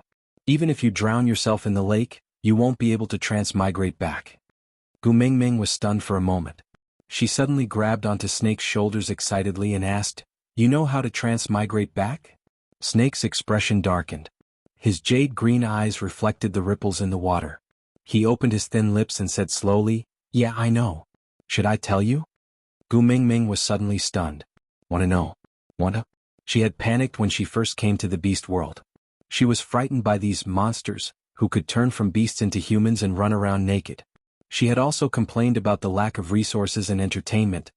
But other than the time she escaped after she was heartbroken, she had never thought of going back. Compared to the modern world, this place was more like her home. All the people she loved, the people who loved her, were here. Did she want to go back? What should she do after returning? Continue my unfinished university studies and struggle with one part-time job after another for the rest of my life? She had to admit that life in the beast world was too comfortable for her. Elvis and Leah gave her the best care. She had not lived such a peaceful and happy life since she was 7 years old. Gu Mingming slowly took a few steps back and looked at Snake with a confused gaze. But she still shook her head in the end. "I don't want to know. I don't want to go back. I promised them that I wouldn't leave them behind." Snake seemed to be rather surprised. He stared at Gu Mingming with a rather stiff expression. Only when Gu Mingming had already swam ashore did he chase after her from behind. He did not transform back to his human form, but caught up with Gu Mingming in his half-orc form. He carried her in his arms and swam back to the cave. When they came back, a fire was already lit in the cave. There was a pot on the fire with stewed meat in it. He didn't need to taste it to know that it was Lee's doing just by smelling it. Gu Mingming sat in front of the fire, hugging her knees. Her mind was in a daze and she could not tell what she was thinking. Snake's face would always linger in her mind. Yes, I know. Should I tell you? He had clearly rejected her, but he couldn't help but think about it.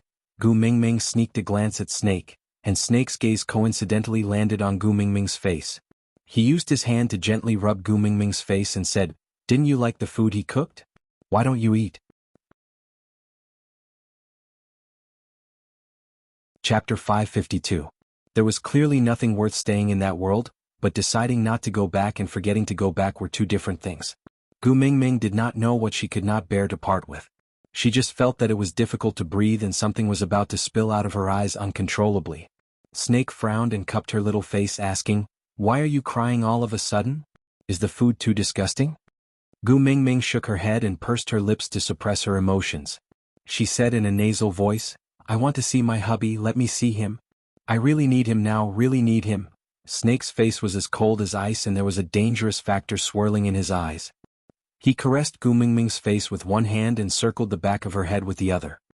He pressed down on her neck lightly and pushed her into his arms. His voice was filled with suppressed anger, calm but dangerous. "What do you need? I will satisfy you."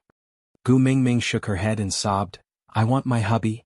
I want my hubby." Snake's brows were tightly knitted together and his voice became much colder. "All right, then I will be your hubby." Gu Mingming pushed Snake away and resisted his hug. Like a mischievous child, she shouted with tears and snot all over her face, "I don't want you, I want my hubby, let me see my hubby." Sob, sob. "I want my hubby." Snake gritted his teeth. The irritated feeling made him want to bite this troublemaking girl to death. But his poisonous fangs seemed to be stuck to his mouth and he could not say a word. Taking a deep breath, Snake let go of Gu Mingming. He did not say anything and just turned to leave the cave. Gu Mingming wanted to follow him out too. She wanted to find Elvis and Leah. But the cave entrance was completely blocked by colorful snakes. Unless Gu Mingming wriggled through the snakes, there was no way she could leave the cave. Gu Mingming felt extremely wronged and sat on the ground crying loudly. She cried until she was exhausted. Then she lay on the ground and fell asleep. When Elvis arrived, he saw Gu Mingming sobbing as she slept on the ground. She always had a way to make his heart ache. Elvis frowned and took 2 steps forward to hug Gu Mingming. The familiar smell and warmth made Gu Mingming feel at ease, but her eyes were too swollen and she was really too tired from crying just now, so Gu Mingming could only find a comfortable angle in Elvis's arms and continue sleeping. When she woke up, it was already past midnight. Besides Elvis, Leah was also called over. The 2 males were in their original forms, protecting Gu Mingming in the middle, one on the left and one on the right. The moment she opened her eyes, she had an illusion that she was still in the cave at St. Nazir. "You cried and called the 2 of them over just to sleep with you?"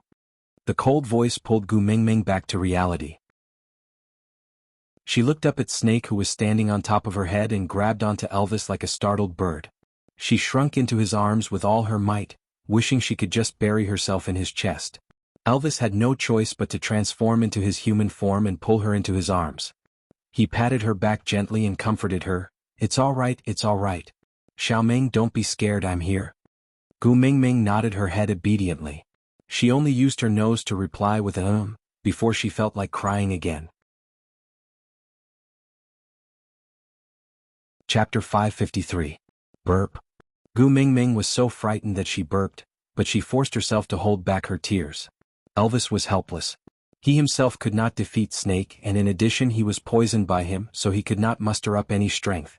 It was already very difficult for him to carry Gu Mingming. He wanted to put on the airs of a man to protect his wife, but he could not. He could only pat Gu Mingming's back lightly to calm her emotions, then looked at her with guilt and heartache, asking, "You are crying, just to make my heart ache?" Gu Mingming shook her head, then pounced into Elvis's arms, hugging him tightly. After calming her emotions, she said, "Snake said, he knows the way to let me go back." The moment Gu Mingming finished her sentence, she could clearly feel the arm hugging her tightened instinctively. Gu Mingming looked up, meeting Elvis's shocked, stunned, panicked and helpless blue eyes. She smiled sweetly, saying, "But I didn't listen. I said I don't want to go back, hubby, am I right?" Elvis felt as if a breath was stuck in his throat, and after hearing the second half of Gu Mingming's sentence, he exhaled with a smile. He hugged Gu Mingming tightly in his arms, one hand protecting her waist, the other supporting the back of her head, kissing her deeply on the lips. At that moment, no words could express his feelings. He did not know whether to say that it was good to have a new lease on life, or to say that he was lucky for 3 lifetimes. He only knew that he had never hated himself, a mere 5th-level orc so weak in front of Snake. If not, the first thing he would have done was to kill Snake so that the method to transmigrate back would remain a secret forever. Leah also transformed into a half-orc, his large furry tail gently protecting Gu Mingming's back. When Elvis finally let go of her, Leah then said, "This is a good thing, why are you crying?" Gu Mingming turned to look at Leah, her eyes were like the washed night sky, so innocent that it made one's heart ache. "I don't know, I just feel that I can never go back, it's very sad." Leah sighed asking, "Can't bear to part with your swimsuit, Prince Charming?" Gu Mingming was stunned, her homesickness dissipating by half. She shook her head awkwardly, blaming Leah for ruining the atmosphere. Leah asked, "Then you can't bear to leave Wuxia? Crack. The atmosphere was completely destroyed by Leah. Gu Mingming grabbed a small stone and threw it at Leah, saying, "How many times have I told you, Wuxia is a fictional character, there is no such person, no no no." Leah rubbed Gu Mingming's little head and said, Alright, if you say no then no. It's just that if he comes knocking one day, tisk Elvis and I will not return you to him." Gu Mingming was going crazy. She punched Leah a few times in the air and said, "I told you there's no such person." Leah smiled warmly and stared at Gu Mingming, nodding his head with a, "Yeah, continue making up stories" expression. Gu Mingming snorted before turning around and burrowing back into Elvis's arms. She knew that Leah was using his method to calm her down. And this method was obviously effective. She didn't want to cry anymore and she felt that the way she had cried just now was so funny. Chapter 554. Elvis stroked Gu Mingming's little head, then smiled gently and said, "Your decision saved my life. Thank you, my queen." Gu Mingming's face turned red. Gu Mingming sniffled and leaned into Elvis's arms. She closed her eyes in bliss. Snake walked forward and picked Gu Mingming up from Elvis's arms, then said, "All right, you two can leave now." Gu Mingming kicked her legs. "I don't want to. I want to be with my hubby." Snake pulled Gu Mingming in front of him and stared at her with his vertical pupils. He said coldly, "Are you challenging my patience?" Gu Mingming looked at Snake coldly. Gu Mingming wilted. She lost her confidence. At first, she was so flustered that she forgot about how scary Snake was when she was fooling around. But now that she had calmed down, she could no longer throw a tantrum without any restraint. Elvis and Leah didn't want to make things difficult for Gu Mingming, so they could only walk to her side and kiss her little hand. "Xiaoming, protect yourself well. That's the most important thing, do you understand?" Snake stared at Gu Mingming's kissed hand in disgust. He pulled it back and simply hugged Gu Mingming. He glared at Elvis and Leah with a darkened face. "I'll eat you if you don't leave now." The two of them felt helpless.